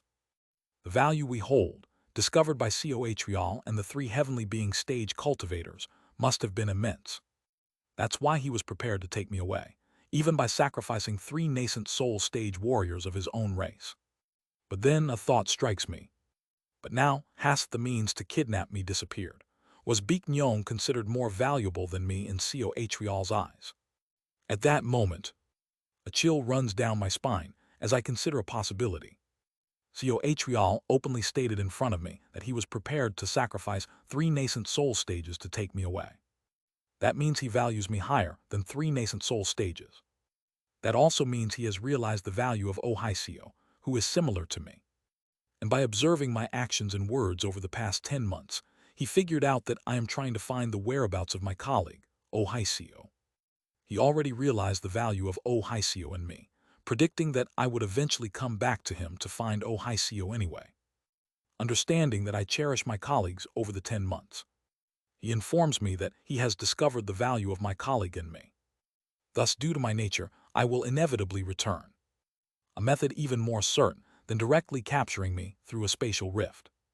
No, if I had been thoroughly brainwashed by Co Atrial over the 10 months, I would have already sworn my allegiance to Co Atrial, shedding tears of gratitude for the situation where he sacrificed 3 nascent soul stages to save me when I was in danger. I shudder at Co Atrial's cunning, and the Crimson River, disheartened by what happened to Beek Nyong, circles around before flying off towards where the other enslaved races had escaped. Had circumstances been better, we could have talked more, but given how things have turned out, let's meet again someday. Pay it. With those words, the Crimson River disappears into the distance. I stand dumbfounded in the cotton plantation, watching the boar that is healing from the injuries inflicted by Beek Nyong. The boar looks confused, staring at the spot where Co Atrial vanished. Hey. I approach the boar. Can you contact the lord of this domain, Senior Jiao? Oh yes, but please send a message. I regret to inform Senior that the suppression of the rebellion has failed. You understand? The wild boar looks at the place where Co Atrial disappeared with a puzzled expression and absent-mindedly nods. That technique, I feel like I've seen it somewhere before. No, never mind. I'll contact the Lord, damn it. Thus, the brief yet intense encounter with the Heart Tribe came to an end. Well, if that's how things turned out, there's nothing we can do. Jairion sighs as she looks at me and the boar, Hong Guk. We decided to keep quiet about Co Atrial, directly killing his own race and descending. Regarding the annihilation of all the Sea Dragon warriors, Hong Guk wasn't sure if he had seen Co Atrial kill his kin properly and said so. I also agreed, though for different reasons. For me, it was due to my relationship with Co Atrial, but whether Hong Guk genuinely didn't see it properly or had another reason, I don't know. Anyway, with Jairion Sai, the incident came to a temporary close. Following the agreement with Jairion, I decided to begin the refinement of the immortal beast True Blood. Deep within Jairion's domain. There, a ritual circle drawn with Jairion's dragon blood is set up, and I enter its center to sit in a lotus position. In front of me is a jade bottle containing a drop of the black dragon's true blood. Then, let's start refining the immortal beast True Blood now. Perhaps due to the guilt of having caused the death of Co Atrial's subordinates and the rebellion, Jairion forms hand seals a bit listlessly. A crimson, blood-colored light rises around us. Kyujujuguk. The jade bottle in front of me resonates with the light, shaking violently, and I see the drop of the black dragon blood flying towards me. The next moment, I find myself engulfed in pitch-black darkness. In the darkness, I can sense a massive dragon looking at me. I see this is the remnant will contained in the black dragon's true blood. I need to overcome this remnant will to refine the immortal beast True Blood. Now to suppress the remnant will. The next moment. Why does someone who has lived less than half a century possess over 2,000 years of history? The massive dragon in the darkness speaks to me. How dare you attempt to deceive history in front of an immortal beast? By the name of the black dragon that governs Taiyan, Supreme Great Yin, I command you, mortal, to recount your true history. The refinement of the immortal beast True Blood has begun. However, I have never once heard from Jairion that the immortal beast itself will directly speak during the refinement of the True Blood. Translator notes, donated chapter by Dragonk105, thanks for the support. /// Discord https://dsc gg/wetread. Link to donations in the Discord. Chapter 189, The Tribe of the Earth 9. Zing, zing, zing. My whole body tingles. However, this isn't the same pressure as when I had encountered him before. The being before me is a remnant will contained in a single drop of blood, and he was a split soul, but something feels different. I wonder why, but somehow feel that the distance between the two is different. Somehow, this black dragon seems far more distant than him. Ah, is that it? This black dragon might exist in a dimension even farther away from this bright cold realm than him. The lack of pressure compared to him is because the main body exists in a much farther dimension. Of course, it's not that there's no pressure compared to him. Even though this black dragon is nothing more than a remnant will in a drop of blood, it still exerts a pressure beyond what any integration stage grand cultivator could. It's when I'm looking at the black dragon. Though. Suddenly, my whole body, submerged in darkness, disintegrates in front of the black dragon. What is this? Even though it's not the real world but a mental world where I met with the black dragon's remnant will, I feel as though my body in the real world is disintegrating. Grrrrrrgh. I hold back a scream, but the black dragon, paying no heed, meticulously disassembles and observes the deepest parts of my body. Bones and flesh disintegrate. Blood and organs disintegrate. Eventually, every single cell disintegrates. The countless double helices sleeping within each cell, the yin and yang of spiritual energy rotating within my body, are laid bare before the black dragon. Despite being in the mental world, my body is manifested as if it's real, and despite having reached treading heavens beyond the path and mastered the wonderfully mysterious innate heart canon, I am powerless before the black dragon's gaze. As the black dragon flips through my body, information about yin, yang, and double helices that it sees unfolds before my eyes as well. This is the scene I saw when I obtained the nascent soul. The scene where yin and yang in my body rotated, revisiting my past. That's right. I am seeing the scene of obtaining the nascent soul, once more because of the black dragon. This is my history. Being born, growing up, entering this world. Sending and following Coatrial to reach the present. My life of about 30 years passed before my eyes. However, I noticed something strange. The usual flashbacks or scenes of life seen at the time of reaching the nascent soul state included the flow of time, including regression.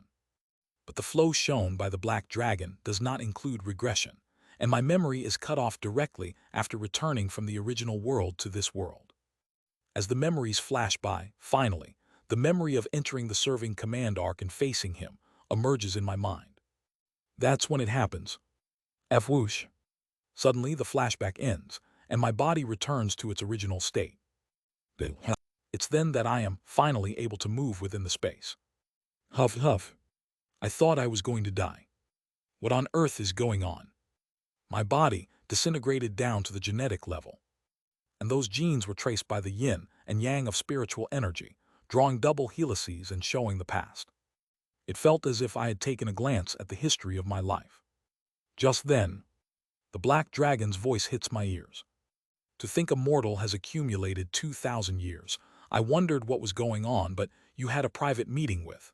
Since that being does not permit looking into the past, I will stop here. Apparently, after seeing the memory of meeting him, the black dragon seems to have realized something. Have you read all of my memories? I asked the black dragon in the darkness before me with a trembling voice. The black dragon seems to be silent for a moment, then scatters into the darkness. The voice of the black dragon, dispersing in all directions, echoes throughout heaven and earth. I attempted to read them all but has blocked me, so I dared not read everything. What kind of mortal are you that holds you in such high regard? I try to listen to what is, but the word itself is incomprehensible. A true immortal must have done something. I apologize, but I myself do not quite understand why he takes an interest in me. Is that so? I see. However, the reason I am concerned about you is not for that. Are you currently trying to refine the true blood of immortal beasts? Yes, that's correct. The legitimate way to refine the true blood of those who inherit the bloodline of immortal beasts involves first being driven into extreme environments to verify that one possesses the vitality worthy of receiving the immortal beast's true blood. You must have undergone this process, haven't you? Yes. I definitely underwent the immortal beast blood fusion. Then tell me, what was the highest level of cultivation among those who participated in that immortal beast blood fusion? The nascent soul stage was definitely the highest. To my recollection, participation was not possible for those above the heavenly being stage. Why do you think participation was restricted for those heavenly being stage and above, even though a heavenly being's vitality would be several times stronger than that of a nascent soul stage cultivator? That is, the voice of the black dragon echoes from the darkness. 1,000 years. The condition to refine and transform the true blood of an immortal beast is having lived for no more than 1,000 years. Naturally, those nascent soul stage cultivators who have lived for more than 1,000 years cannot receive the true blood of immortal beasts, and the majority of heavenly being stage cultivators have lived even longer, thus disqualifying them. Yet you, a mere mortal, have accumulated 2,000 years, attempting to receive the true blood while having accumulated a span of time equivalent to that of a heavenly being. That is an impossibility. The remnants of my will left within the immortal beast true blood were intended to advise those heavenly being cultivators who recklessly attempt to refine immortal beast true blood without fear. So you mean I'm not qualified? I asked the black dragon incredulously. Because I've lived for over 2,000 years, that disqualifies me from refining the true blood of immortal beasts. As I'm dumbfounded, the entire darkness seems to chuckle. It's not that you're unqualified. Rather, you're too qualified. Cultivators above the heavenly being stage cannot contain the power of immortal beasts. If you try to add something to an already full vessel, it will only overflow. Spiritual energy is explosion. Explosion is life. All life follows the structure of yin and yang in the form of double helices. The black dragon continues speaking from the darkness. Double helices are the summary of all information and the history of the existence called life. Child, do you know why the races that grow life by exploding spiritual energy are called the Earth Tribe? Suddenly I feel nauseous. It was the same as when I met him. This is the black dragon, who I thought existed in a distant dimension, is gradually approaching here. The whole world spins around me. The black dragon is showing interest in me. Even though he might be in a far-off dimension, just his interest being directed at me conveyed the immense presence of that enormous being beyond the remnant will contained in the drop of blood. Even though his main body is far away, his interest crosses dimensions, and just that interest alone is crushing my existence. If the heavens are fate, then earth is history. History is information, and information is life. Therefore, all those who strive towards the extreme of life are all part of the Earth Tribe. Their voice is gentle, but their essence has already scattered and disappeared into darkness, and I feel as if every gene making up my body is being devoured by darkness, unable to even scream as I melt away. I am dying, melting away with every syllable of that gentle voice. We immortal beasts are deities frolicking in the domains of life and history, the true representatives of the earth. Therefore, to bear our power, one must not have accumulated too much time, because having accumulated a lot of time means that the vessel is already sufficiently full, and attempting to infuse something new into it would likely break the vessel. Kagagugu. History is an absolute one. Therefore, the power of immortal beasts that one being can receive is also one. Hence, child, you originally should not be able to receive my power. You have already far surpassed your own limits by accumulating years. Gradually, even screams sink into the darkness. However, precisely because you have surpassed your own limits and accumulated such time, perhaps, who knows? Let's observe once more. Can you accept my power? Whoosh. My whole body is torn apart by the darkness. I realize I'm turning to dust, and I lose consciousness in the darkness. Ga-geha-ga. Gasp. I suddenly open my eyes, trembling at the strange sound coming from my throat. Where is this? Right. I had asked Gyrion to help me refine the immortal beast true blood within her domain. Hyuk. I hurriedly try to get up and look around. However, I have to slump back down due to the terrible foreign sensation in my throat. No, not just in my throat, but terrible foreign sensations are felt all over my body. It's a blood-red spear. Spears made of blood are embedded in my neck, limbs, and right above my heart and dantian. What is this? Cough. Blood spurts out with each attempt to speak. Then from afar, a familiar figure approaches. It's Gyrion. Have you come to your senses? Senior Jio. Normally, when refining the immortal beast true blood, one faces the fragments of the power of the immortal beast contained in the blood, causing wildness to erupt. You went so berserk that I had to restrain you within the formation. Ah, thank you. Could you possibly remove them now? She silently approaches me, pulling out the spears embedded in my neck, heart, and above my dantian. Ching! As soon as the spears are removed, a majestic energy surges, and I can feel the places where the spears had been embedded healing. The regeneration is on a different level. I'm amazed by the change in my body's condition. This level of regeneration is something one will only expect to see in the core formation stage. Could you also remove the spears in my arms and legs? It's not over yet.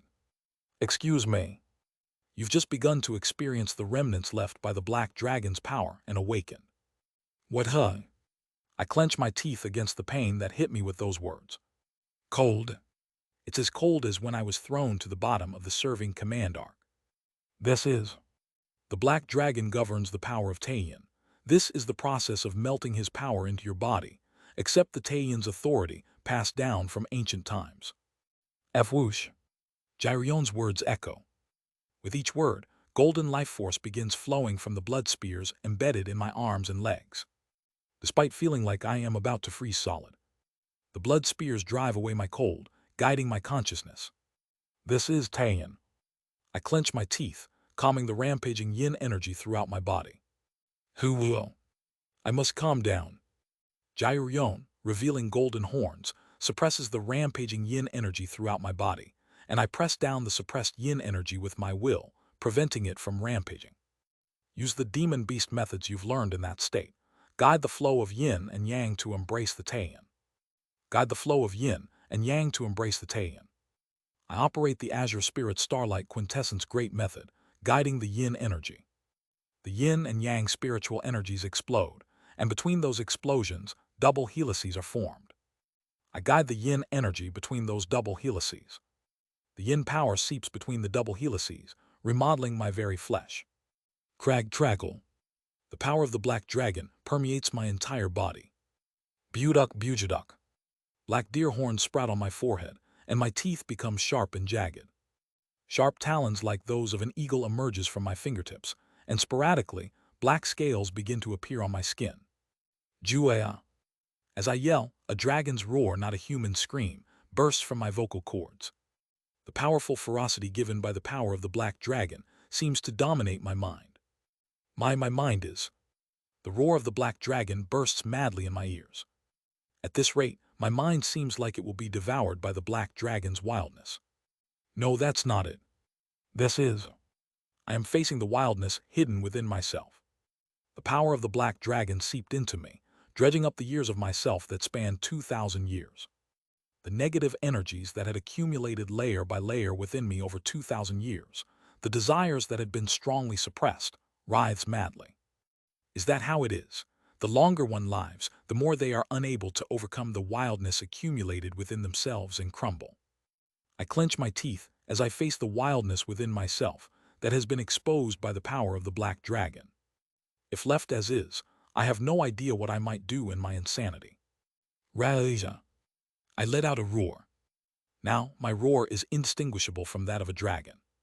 The entire chamber of Jirion's trembles, but she calmly raises golden energy. It's going to hurt a bit, but since you've passed through the immortal beast blood fusion, you should be able to withstand it, so don't worry. The next moment, she lifts her foot. Golden energy gathers in her foot. And then her foot brutally stomps on my skull. Crack. Without a moment to feel anything.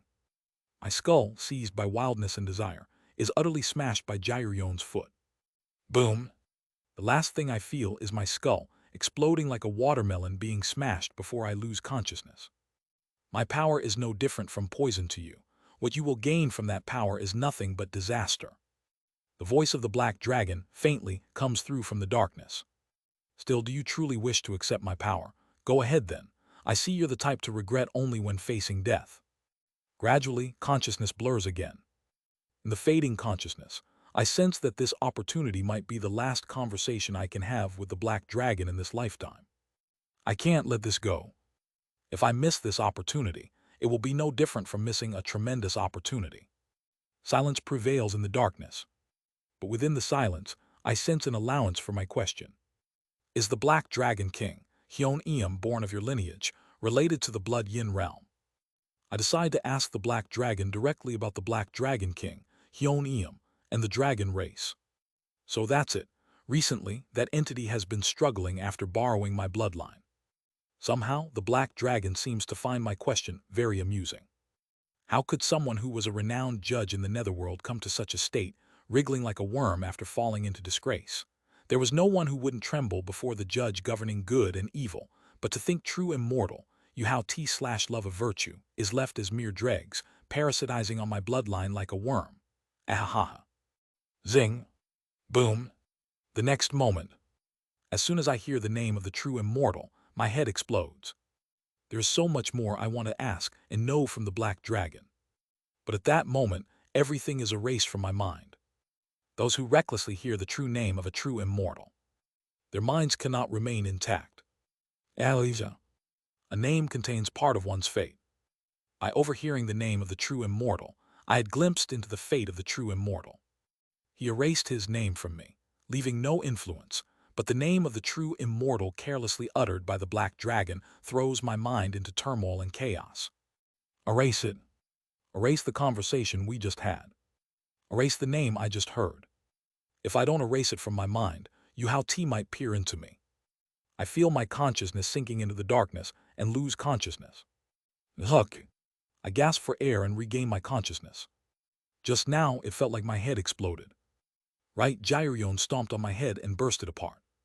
But my head regenerated. I am still in the chi building stage. Yet my head has already regenerated. To regenerate a head, one has to be at least in the core formation stage. Wriggle. I move my body startled. Strain. This level of energy for a chi building stage. Just then, what? The next moment, I am shocked by something inside my danchin. A golden core. No, that's not it. My inner core has evolved and grown as large as a golden core. Crag trackle. As I move my hand, I feel the blood spears embedded in my limbs crumbling. What? Have you awakened? Gyrion, who is sitting beside me, speaks. It seems the true blood of the immortal beast has settled well. Hyok. Crack. As I hurriedly stand up in shock, the blood spears embedded in my body crumble like pieces of cookies. Congratulations. Now, although not completely, you can somewhat be considered a member of our dragon race. Gyrion looks at me with a sense of pride, crossing her arms. I know, Senior Jyu, but my inner core know my demon core. You are now in the core formation stage. Excuse me. Occasionally, there are individuals like you, those whose cultivation skyrockets because the power of the immortal beast true blood enters exceptionally well. Your demon core has completed its transformation into a golden core, so you are now in the core formation stage. I am dumbfounded by the unexpected advancement in my cultivation level. My entire body is filled with power. At this rate, I feel like I can replicate the power of a core formation stage cultivator with my bare body, without using any techniques or spells. But that isn't the end. The power of Taeyin undulating inside seems like it can directly become a spell and scatter in all direction if I controlled it well. No, not a spell. The power of Taeyin I wield through obtaining the true blood of the Black Dragon isn't a spell. It should rightly be called a supernatural ability. Crunch. As I clench my fist, a vigorous power along with yin energy gathers around me, rumbling. Combining the supernatural ability of the demon race and the spells of the human race, and using techniques that maximize the power of this body. Even with just the capabilities of the core formation stage, I'm not afraid of nascent soul cultivators at all. As I'm examining the power of my body, Gyuryon points outside her cave chamber. Go outside to test your strength. A guest looking for you has arrived. Excuse me. I'm quite strained holding off the guests right now, so go and properly greet them. I feel like I know who the guest she mentions is. I slowly walk outside. Rumble, rumble, rumble. Dark clouds cover the sky, and familiar lightning rumbles between the clouds. However, the lightning does not fall. A formation depicting a golden dragon covers the entire sky above Gyuryon's cave chamber, trapping the lightning within the formation, only allowing it to rumble. She was blocking the heavenly lightning from falling while I ascended to the core formation stage. Rumble, rumble. Of course, the power raging from the heavens has become much stronger due to being blocked by someone else. As if daring to challenge the heavenly tribulation with another's power is not tolerated, the power of the lightning rumbling in the sky has become greater. But somehow I feel like I can overcome it. I smile inwardly and first bow to Gyrion inside her cave. Thank you for your care. That's enough. I will now release the heavenly tribulation, try out the newly acquired power of the immortal beast. Understood. As she speaks, the formation in the sky dissipates and the lightning falls towards me. Boom, rumble. I refine the surging powers within me. The heaven tribe methods like the Yin Soul Ghost Incantation, White Orchid Blessing Incantation, Thousand Lustrous Forest Sea, and Silica Earth Great Wall Practice.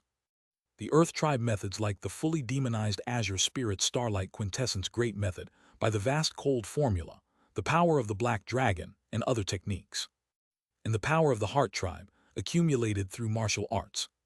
There is no need to reveal the formless sword. The apex of martial arts, the formless sword, is already integrated into all the techniques I commonly use. Even without explicitly revealing the formless sword, all the trajectories unfolding from my body are under my control. Just wielding these overflowing powers along the optimal trajectory is all that is needed. Whoosh! Containing the powers of heaven, earth, and heart. Severing mountain swordsmanship. I unleashed it towards the heavenly lightning. Flowing ridge. Spiritual power and demonic power mix, amplifying the already extreme power of my flesh and launching it in the optimal trajectory towards the sky. The force shooting towards the heavens naturally contains the energy of Taiyin, and the thrust that targets the sky transforms into the shape of a giant black dragon, shattering the heavenly lightning. Boom and crack. The heavenly lightning is shattered to pieces, and the dark clouds above it are torn apart, revealing the blue sky. Phew! I managed to withstand this tremendous heavenly lightning without directly using the formless sword. Whoosh! There is a change in my vision as well. The Earth tribe's vision, which until now had been limited to merely observing the flow of spiritual energy, now presents a much clearer and broader scene than before. This is yin and yang. The sky and the earth themselves are drawing a grand taiji. That taiji is space. Just as reaching beyond the path to heavens allowed me to see the essence of the heart, and learning the heaven tribe method strengthened my ability to see fate. As a member of the demon race, reaching this realm makes the yin and yang flowing through heavens and earth appear even more macroscopically clear and definite. I can see with the newly evolved demon race vision and realize I have now firmly become a part of the Earth tribe. Finally, following heaven and heart, I have successfully stepped into Earth. I feel this truly for the first time. Translator notes, we got an editor. Also, I'm gonna be using Netherworld here, though it also means the underworld. Donated chapter by ASDF. Thanks for the support. / ********. Discord https://dsc gg/wetread. Link to donations in the Discord.